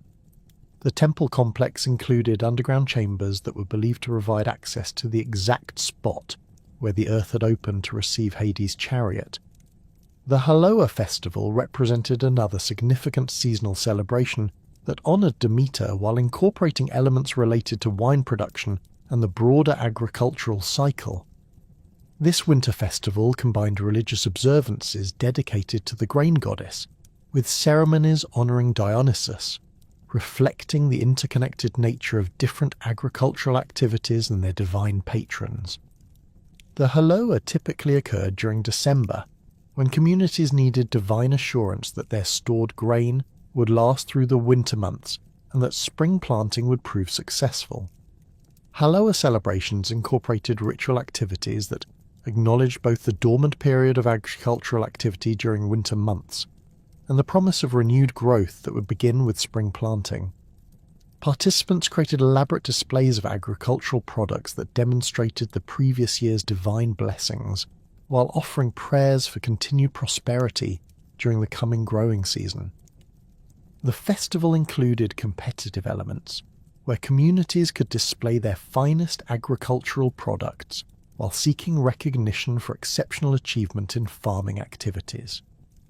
The integration of wine-related ceremonies into Haloa observances reflected the practical reality that grape cultivation and grain production formed complementary aspects of Mediterranean agricultural systems. Communities that produced both wine and grain needed divine protection for both activities, making it logical to combine religious observances that honoured the deities responsible for these different but related forms of agricultural productivity. The festival provided opportunities for communities to celebrate their complete agricultural systems while acknowledging the divine forces that governed all aspects of food and beverage production. Seasonal celebrations marking agricultural cycles throughout the Mediterranean world incorporated elements from Demeter's mythology while addressing local conditions and traditional practices. Spring festivals celebrated Persephone's return from the Underworld and the renewal of agricultural activity after winter dormancy. Summer celebrations honoured the growing season and sought divine protection against drought, pests, and other threats to crop development. Autumn festivals marked the harvest period and expressed gratitude for successful agricultural production while seeking divine favour for the storage and preservation of food supplies. These seasonal observances created annual cycles of religious activity that connected human communities to the natural rhythms that governed agricultural productivity. The festivals provided regular opportunities for collective worship that strengthened community bonds, while ensuring that proper religious obligations were fulfilled throughout the agricultural year. The celebrations also served educational functions, transmitting knowledge about farming techniques and seasonal timing to younger generations, while preserving traditional practices that had proven successful over centuries of agricultural experience. The goddess's worship in the broader Mediterranean world involved her identification with foreign grain deities and the adaptation of local agricultural traditions to Greek religious frameworks. Egyptian Isis, with her connections to the Nile's annual flooding and its agricultural benefits, was frequently identified with Demeter in areas where Greek and Egyptian populations interacted. This identification facilitated religious syncretism that allowed devotees to honour both deities through combined ceremonies that incorporated elements from different cultural traditions. The spread of Demeter's cult through Greek colonization created networks of related religious communities that maintained contact across vast distances while adapting to local conditions and cultural influences. Colonial settlements typically established temples dedicated to Demeter as essential infrastructure for ensuring agricultural success in new territories. These temples served both religious and practical functions, providing centres for community organisation while demonstrating the settlers' commitment to maintaining proper relationships with the divine forces that governed their survival and prosperity. The goddess's identification with Ceres in Roman religion represented one of the most successful examples of religious adaptation and cultural transmission in the ancient Mediterranean world. Roman adoption of Demeter's cult involves systematic translation of Greek religious practices into Roman cultural contexts, while preserving the essential elements that made the goddess effective in ensuring agricultural prosperity. This adaptation process created hybrid religious traditions that combined Greek mythological narratives with Roman ceremonial practices and legal frameworks. The enduring influence of Demeter's worship throughout the ancient Mediterranean world reflected the universal importance of agricultural fertility and the fundamental human need for divine protection of food production systems. Her myths provided explanatory frameworks for understanding seasonal cycles, crop failures, and agricultural successes that affected every aspect of ancient life. The goddess's complex character, combining maternal love with terrible vengeance, nurturing care with destructive power, created a divine figure who embodied both the life-giving and potentially dangerous aspects of the natural forces that governed human survival. The legacy of Demeter's mythological narratives extended beyond their original religious contexts to influence literature, art, and philosophical thought throughout antiquity and into later periods. Her story of maternal loss and eventual reunion provided archetypal patterns that resonated with universal human experiences of separation, grief, and hope for restoration.